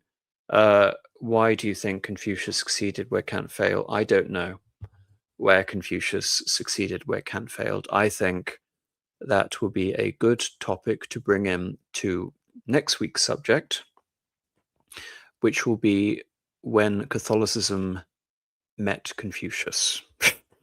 So that will be the time to have your question on that answered, because I haven't done the research for that topic yet, but hopefully I'll be able to answer that. As for what, I'm not necessarily also sure that it's that simple with Confucius, based on my understanding as it currently stands. As for why Kant failed, Kant fundamentally failed because his understanding of reason was based on a fundamentally progressive notion of man's intellectual capacity and evolution. It's why I find the Carlyle interpretation so fascinating about it, really, because Carlyle understood, what I've understood about Kant is that the whole creative interpretation and expression of intersubjective thought in Kant and the emphasis on intuition means that there is a huge amount of onus placed on the thinking individual. In other words, it only appeals to a very, very small clique of people who can even comprehend these concepts. And again, Sorensen was admonishing Carlyle apparently for his inability to intuit Kant. Well, from my point of view, I think he intuited many elements of Kant that Kant himself wasn't aware of, self-awareness of regarding his own philosophy, which is that Carlyle understood the theory leading to the great man in history, which can necessarily emanate out of the aggressive individualism that could be inherent in someone like Kant, whereas Kant himself was simultaneously appealing to individual emancipation and collective communities and federations and leagues of nations. So, yeah, in many ways, I think Carlyle is an interesting exponent of a certain form of Kantism. It's almost like Hegelianism. With Hegelianism, you have left Hegelians and you have right Hegelians. I think with Kant, you have left Kantians and right Kantians. I think that makes it all the more fascinating. Personally, I think what I like about the critique, not the religious theories or the moral theories of Kant, but the critique specifically, is that I don't look at the Critique as a political theory. Like I said, I think his main object in the Critique, Kant, was to rescue the schools of thought of the 18th century from nihilism, and I believe he achieves that as successfully as he can. And for that, I don't believe it falls into a category of political or even sort of intellectual, ideological categories. I think it's almost the closest you can get to something approximating a vert frei, a value-free judgment, even though because it comes out of Kant, it is not inherently vert frei, but nevertheless, that's how you can attempt to describe the Critique of Pure Reason. Whereas, if you look at the other philosophies of Kant, which he bundles together in his convoluted manner, adjacent to or through the method, they are not vert frei. They are very much his own subjective and in many cases very flawed interpretations, or his, as Habermas, I think, quite correctly identified, his political advocacy, and why I believe that, the method is why he should be remembered, but to Kant it is ultimately incidental, and therein lies the tragedy of Kant. Right. Thank you very much, everyone, for listening. I will see you all next week. Goodbye.